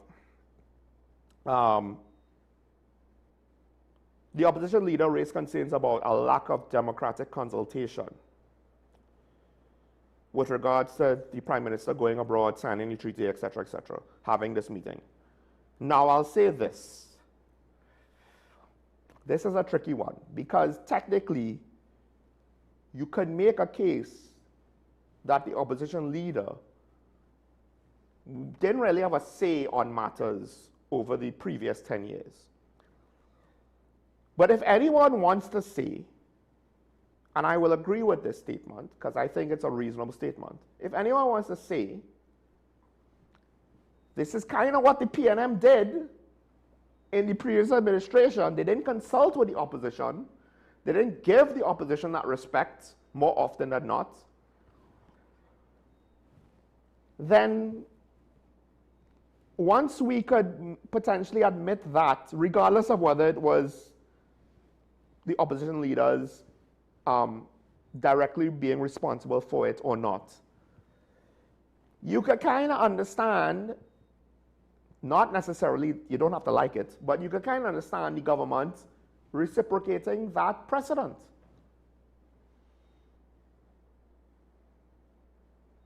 Now, the thing is, it's one of those things I haven't looked back in the way, into the past to see if the UNC complained about the PNM not consulting with them. They probably have, right? So there is a little bit of hypocrisy if they're kind of just doing a tit for tat. Well, you all did this to us, we did this to you. But part of the issue comes back to one, they should be doing better, and two, it's not as though Penelope Beckles was the prime minister in charge of the cabinet that said this is how we're going to treat the opposition. And do you really think Penelope Beckles was a leading voice in the previous administration?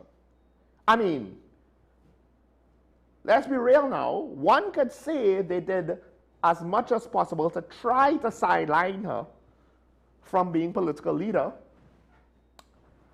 in the previous general elections, assuming she was the next most popular candidate and there was nobody else vying to compete with Stuart Young that we may or may not know about.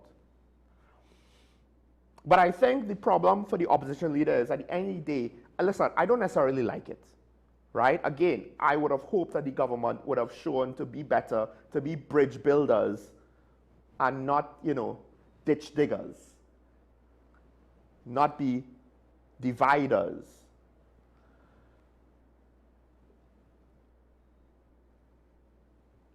To some extent, the opposition leader, I think, kind of needs to acknowledge that she is not existing in a silo, that she is not fully removed from the context of her predecessor. She wears the same emblem, right? She will basically espouse the same lineage, the same through line from Eric Williams to her position. She's done that. She's spoken to all the political leaders before her. The PNM takes great pride in it, so it's difficult then. You can't divest yourself from your own history, especially your own recent history. This is just the fact of life. On principle, I understand where she's coming from. And we can't say, well, just because she said it, it's wrong. No, on principle, she's to some extent right, but then again, also, if the Prime Minister says, we have a mandate to deal with crime, you all don't. And this is where now our political philosophy, in my opinion, falls apart. We practice a certain level of politics. This is the output. If the politicians want to complain about it, it should be more than just complaining about it in the moment, but rather trying to fix how we conduct ourselves politically. We have Digger Martin on the line. Caller, good morning. You're on air. Good morning, Sean. A couple of things. This to and fro about consultation with the opposition. Yes. I can't understand what is happening here. The PNM posturing on safety and security of Trinidad and Tobago has always been, from my vantage, facilitating it. They never did anything to make me comfortable as a citizen that we're going to fight this issue. And let me give you some examples. When the current Prime Minister wrote to the former government, KCR, coming together, let's talk about crime. What he did, he chose a compromise AG to lead the delegation. That fell apart because nobody wanted to deal with a compromise AG who has question to answer. Secondly, they had, that is the opposition UNC, had mass meetings all over the country to hear the views of the people with respect to crime and criminal and safety and security. When the Prime Minister came into office, the first thing she said, she's going to reduce crime significantly in 6 months. She has achieved that.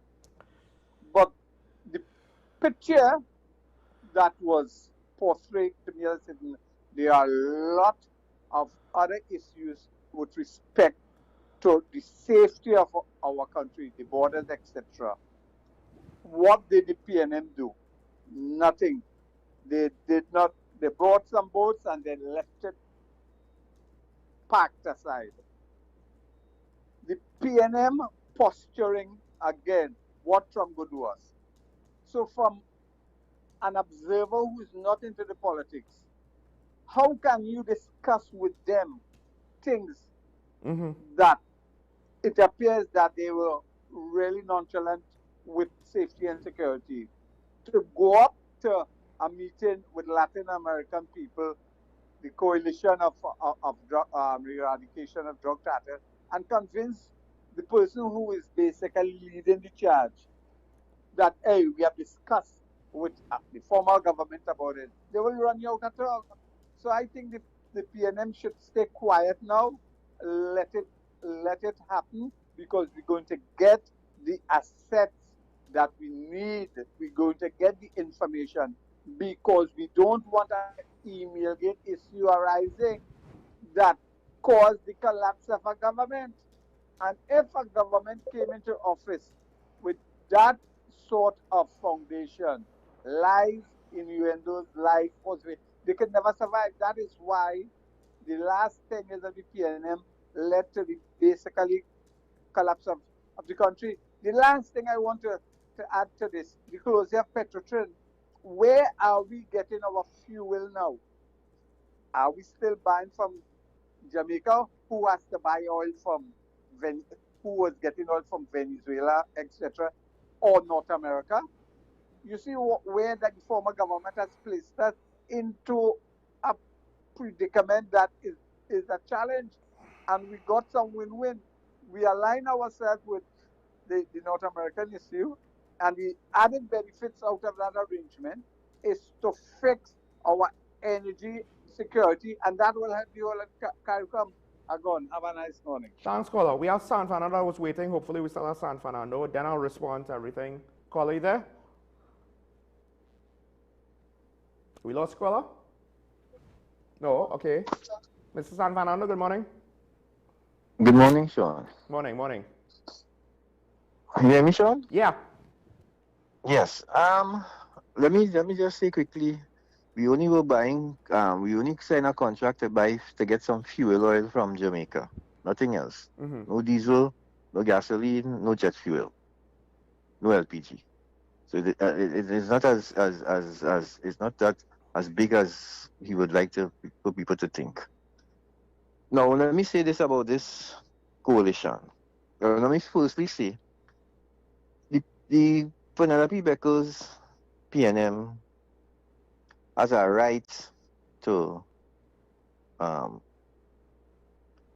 criticize or to how do I put it, or to comment on this issue of the government having been signing on to this coalition.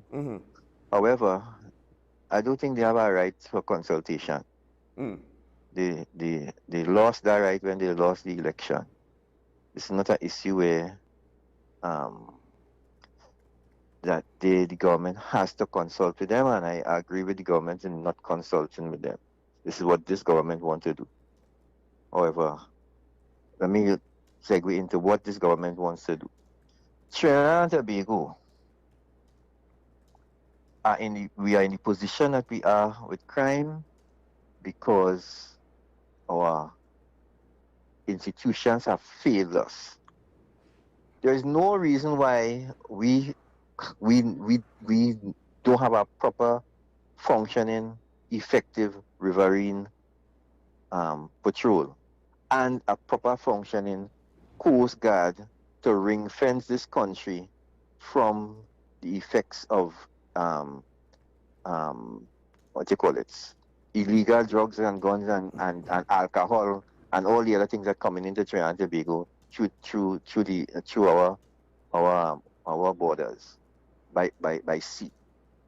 There's no reason why we are in the position that we are, and we have a proper radar system. Let me remind you of this, Sean. We have a functioning radar system, huh?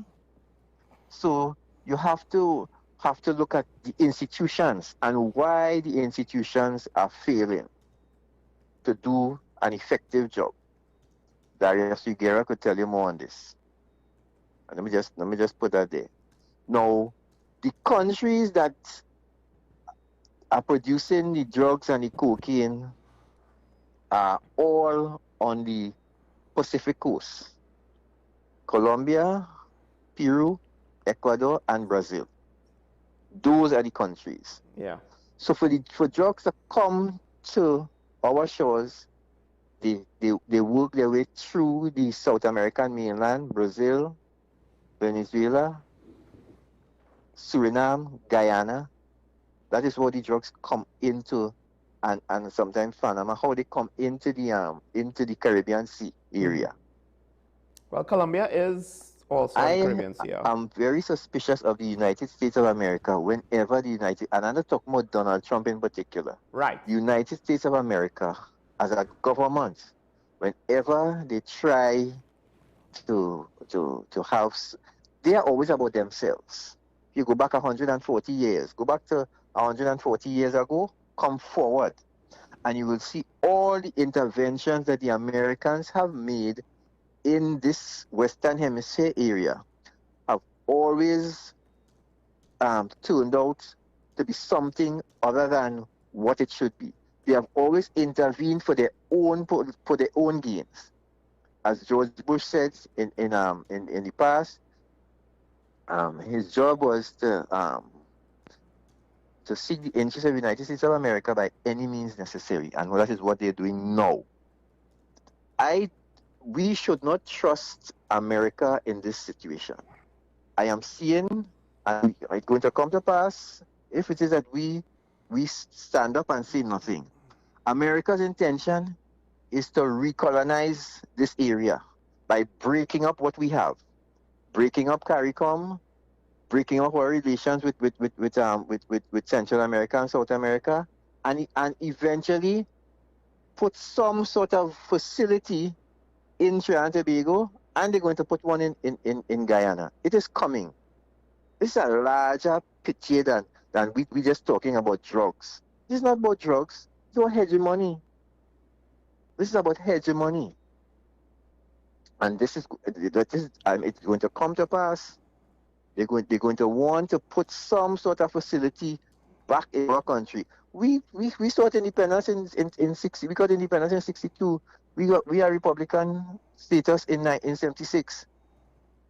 We have no reason. We have resources. There's no reason we needed to sign on to anything like this. But we have failing institutions. So we are between a rock and a hard place. Failing institutions in this country. The people of these institutions who run these institutions, who have been running these institutions since independence, have failed us. Have failed the country. The police service, the Coast Guard, the previous governments, including PNM, because they have been there for the majority of the time. So the majority of the blame have to go on them. This country, people don't want to believe this. This country has an underground economy that the country they depend on it now. It is now part of our economy. It's now part of our economy. So once we sign on to this coalition, I hope the population understands if this is effective, we're going to have some serious economic issues within Trinidad and Tobago when that money dries up, which should not have been there in the first place. They have allowed this thing to grow into a monster. And now we're in a compromised position because we're looking for assistance to help, because we want to have favors from the United States of America, and we're in the position that we are in today because of these politicians in this country. Let me say this quick, John. Over the weekend, I said, let me go back and read some old stuff that I have there. So I read some speeches from 1920 and 1921. And I went back and I read the speeches of Hitler in 1939. Two totally different persons. Which speech in 21, sorry? One appeal to the people. and to the sensibilities and to the nationalism. And the other one, the latter one, was a monster. A monster that could not be stopped. Thank God he was stopped. Which speech in the 1920s? Sorry, sir? Which speech in the 1920s was it? I missed that part. Hitler's speeches from 1920 and 1921. Oh, okay. Well, it had some serious speeches that he made in some passionate speeches to the people to ignite the nationalism and the Germanness, to get them to vote for him, to put him in power. And then he became a monster. Trinidad and Tobago, I'm warning you all. We are on the same path if we're not careful. With Donald Trump and with what I see in our these regulations that we instituted for this SOE, some things in there are dangerous. No one should try to trample on freedom of speech in our country. No one. And to try to muzzle, this is not that part of it has nothing to do with law enforcement. Yeah. That part of it, it's just like what you talk about with what Gavin Hira said in part of his speech there, part of his release, have nothing to do with national security. Similarly, that part of it have nothing to do with national security. Yeah. Because we have the institution already to do that, to do surveillance. That didn't have to be put into the regulations. I am worried for this country, Sean. As a person that has been living here much longer than you, I am worried for Trinidad and Tobago. I'm worried for the younger citizens. Have a good day, Sean. Thank you, caller. Well, I mean, yes. Adolf there is a good example of a grifter. To what extent did he really believe what he said, as opposed to use it as a means to power? If you look at how he came to power, ironically, there was also some very dumb politics involved because he was the third party. He wasn't like the popular candidate, right? But on some level, you can see the desire for effectiveness could cause people to suspend their better judgment. And then emergency powers, if you don't necessarily put a cap to it, it could get out of hand, right? Not saying that we are a direct comparison to that. That's more of a known pathway that generally tends to happen. We ain't necessarily on that specific track. Not saying that. I have more to say, but we have Kuva on the line. This needs to be the last caller. Kuva, good morning. You're on here. Morning. Morning. Morning. I would like to ask you what you have heard and seen concerning channel CNC3 with Mr. Samaru, plus what we were seeing on TTT is something different to what. So I'm trying to find out, did Samaru did not get a pass to go to the convention or not? And also, I'm trying to say to my dear friend, Sean Michael, this morning, please, look like a gentleman now. Cut the hair now, baby. Cut the hair. You're not looking good.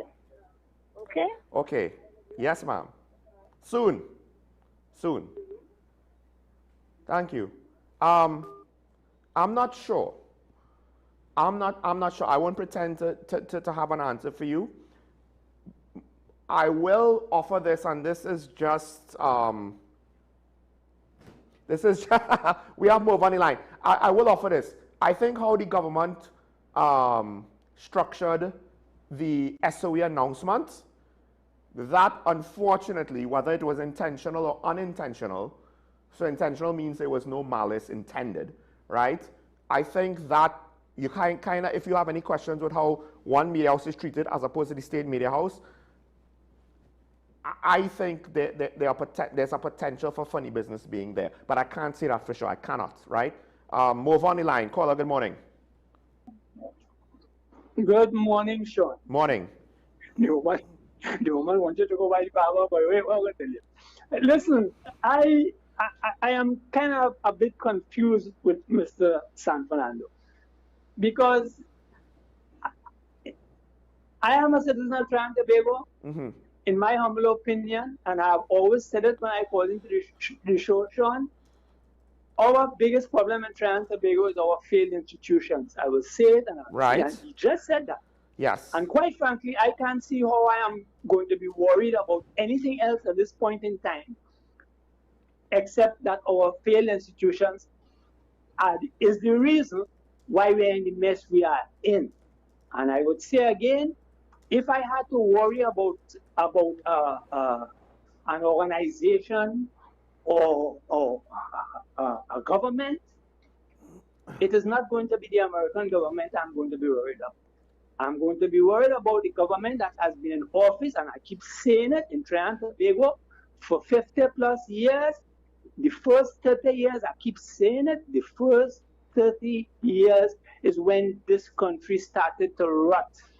And there are too many people. I heard Mr. San Fernando talk about Darius Figueroa. I have read and listened to Darius Figueroa, and I don't know, to me, he doesn't say anything clearly. And these people are supposed to know when the rot started. I don't hear them saying so clearly at all or writing about it at all.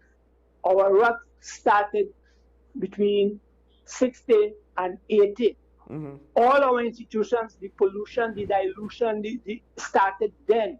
We are suffering from that now, and I always have a problem when we talk about successive governments.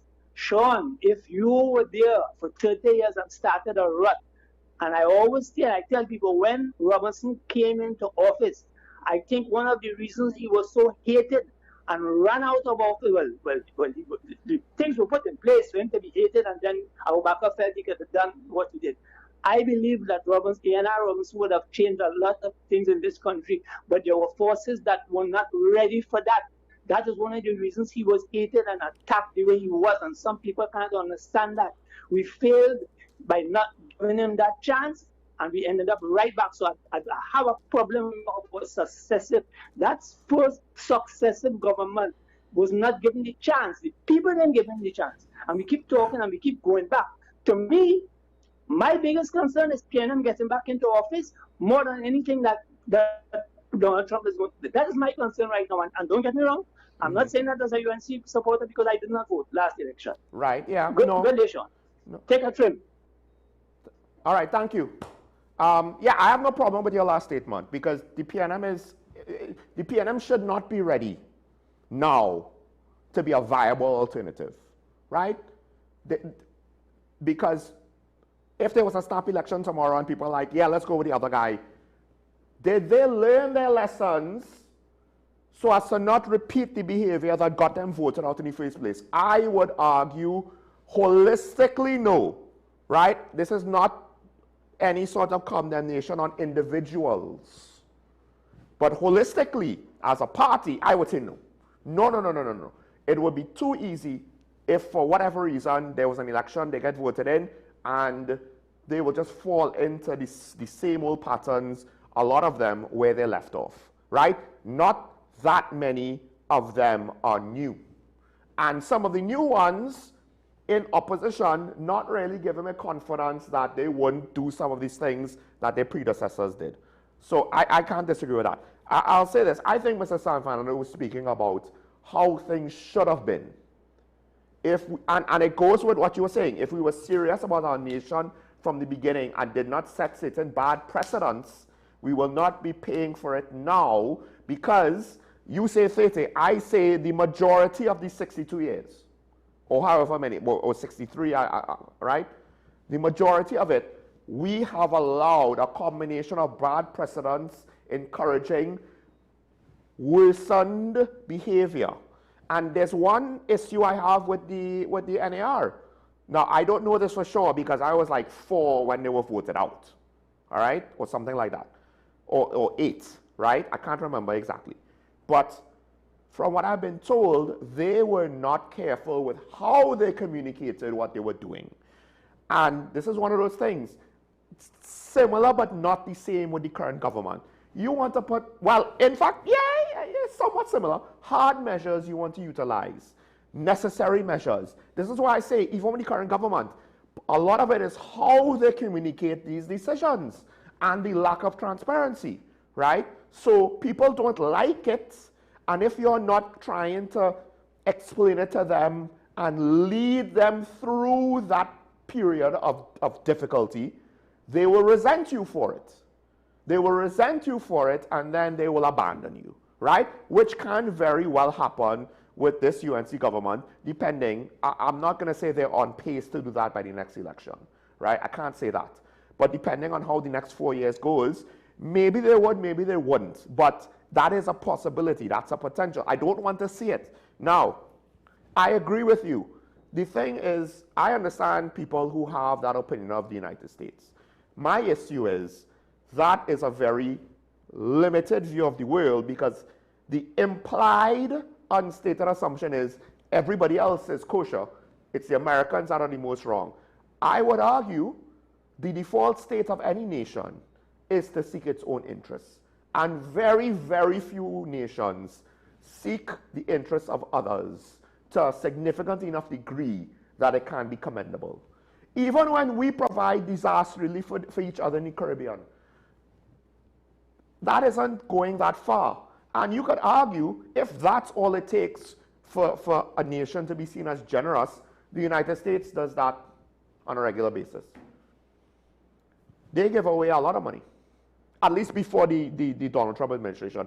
And given their system of democracy, I would be extremely surprised if he somehow got a third term, right? And even if he got a third term, I doubt he's going to, I think it will be impossible for him to get a fourth term. That said, with regards to America, not Donald Trump, America, I get it. It's not that they're the worst country in the world when it comes to imperialistic ambitions. It's that they're the biggest. So they're the easiest one to point to. But everybody has their own agenda. Germany has their own agenda with regards to energy. And they wanted to dictate to a lot of the world, including Africa. France has its own agenda with regards to arms exports. And they wanted to prop up Saddam Hussein during his invasion of Kuwait in order to protect their arms industry. Everybody has their own agenda. I can't fault America for having their agenda and being the biggest country, therefore, in terms of influence and power, and therefore being able to exercise the most of it. I don't expect things like a facility to be built here in TNT and in Guyana. I just don't, right? I don't think it's necessary, to be honest. Especially given the challenges to deal with transnational crime. I think it's more maritime patrols. Don't need a naval station. They could utilize our ports and our airports and our pre-existing facilities to support their activities, because ideally it was overkill, the assets that they sent here last time. They need smaller assets that are more divisible, right, and more suited for patrolling on drug smuggling than war fighting. Now, with regards to bringing up CARICOM, that might be a result, yes.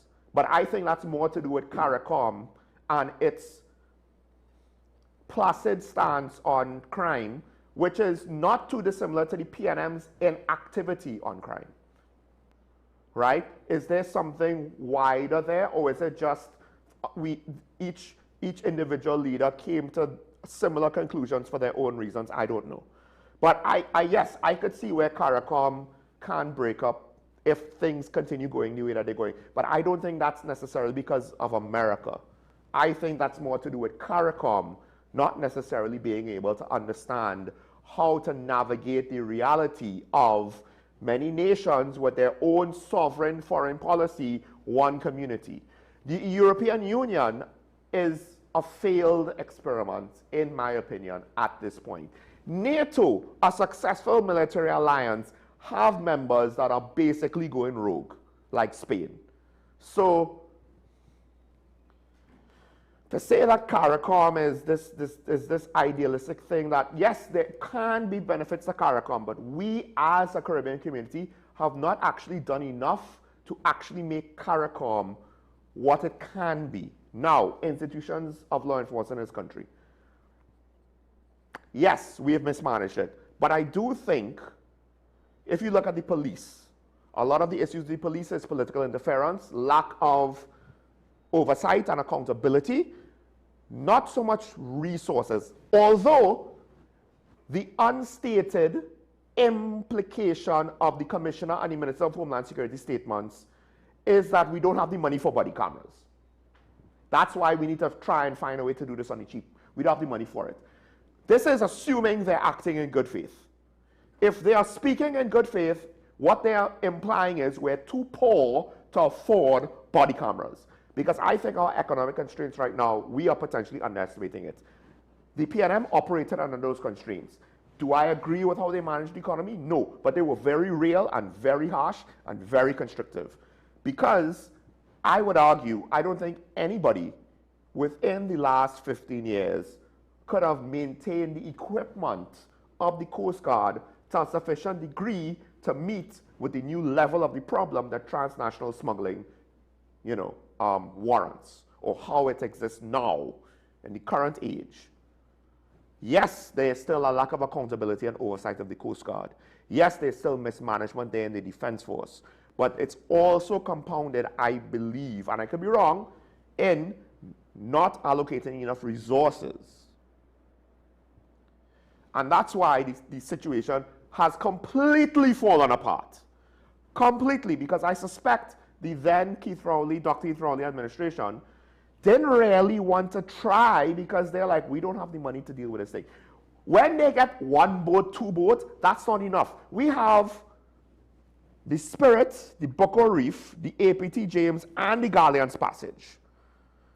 I actually like the fact that we have 4 passenger ferries. When we had 2, it was barely enough. Barely enough. It put a lot of strain maintenance-wise on the boats. When one went down for maintenance, the other boat was the only boat. When they get 2 new Coast Guard vessels, that not really help in the situation because reportedly all the other boats were down for maintenance. 2 boats ain't gonna patrol our whole maritime border. Not when we have to not only deal with the entire coast of Trinidad, but also Tobago. So our economic situation has to some extent directly impacted our national security situation.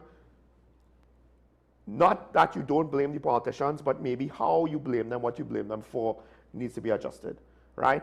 I am not necessarily too concerned about the Americans because everybody has their own agenda. Now, with regards to the opposition, I'll end here because we're out of time. Ironically, if anything, yes, they were defeated, but they are still the opposition party. They still have, I believe, 13 seats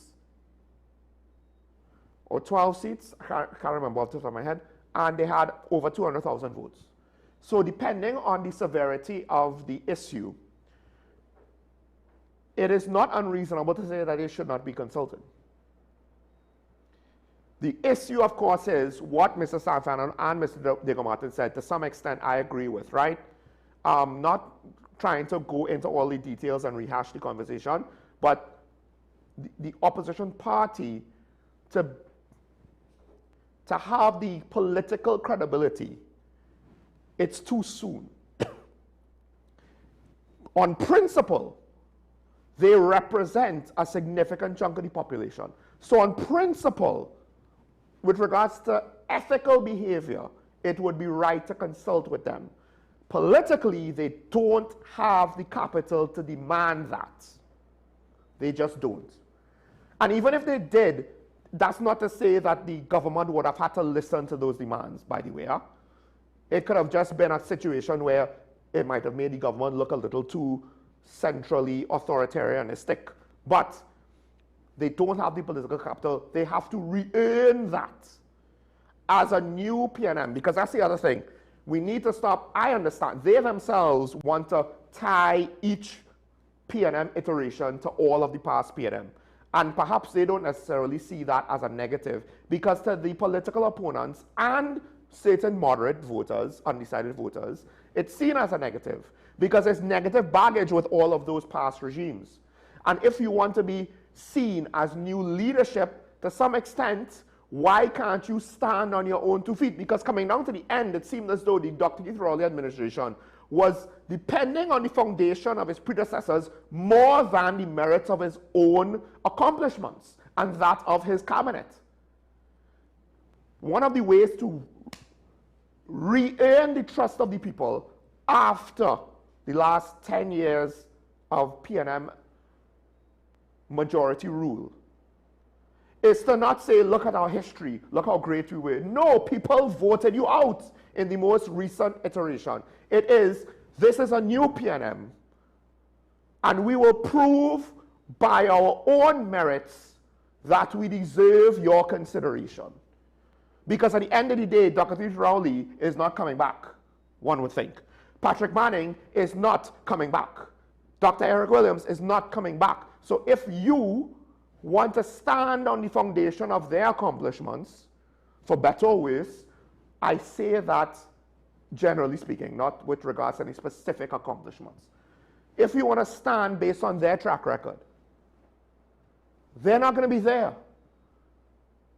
So that's an empty, hollow position. The PNM has to build itself with the people that are there. And if some of the people are not good people, they need to figure that out quick for the betterment of the party as a whole and not to fall into the trap of competing political agendas of individual ambitions. I'm not entirely sure to what extent they have moved on from that phase, because post-election it seemed that they were in the midst of it. But it can't be the PNM of old that goes up for the next election. It has to be either the Penelope Beckles PNM or whoever else is the political leader, which means that for some people who they have a bit more baggage than the others, I don't know if it would be a smart thing if they somehow position themselves to be leader for that to be accepted by the membership. It needs new leadership and as much new blood as possible to show a new PNM, not necessarily new members that were never members before, but new perspectives, some of which can be people who were part of the last cabinets, but arguably were not necessarily central decision makers.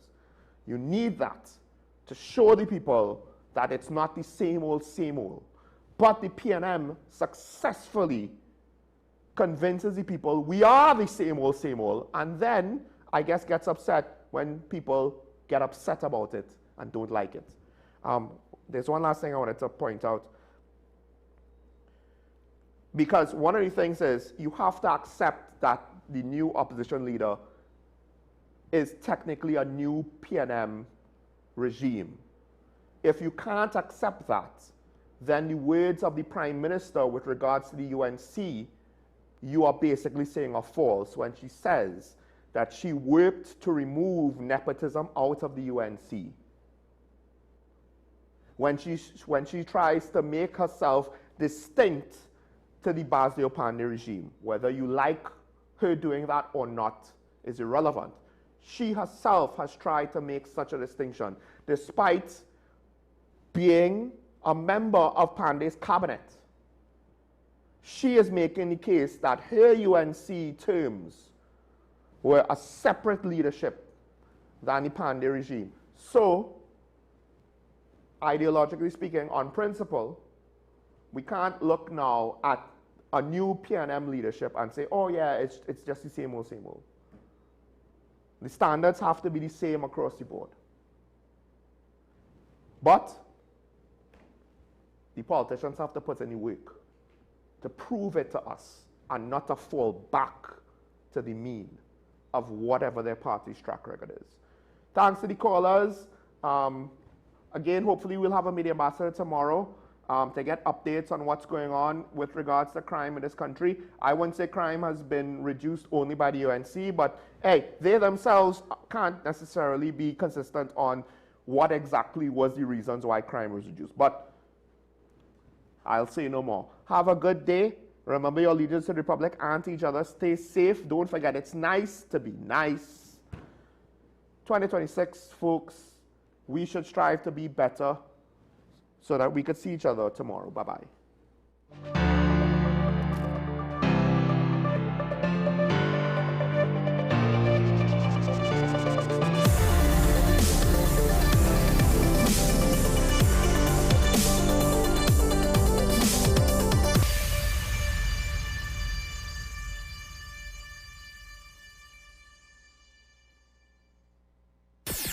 WESN.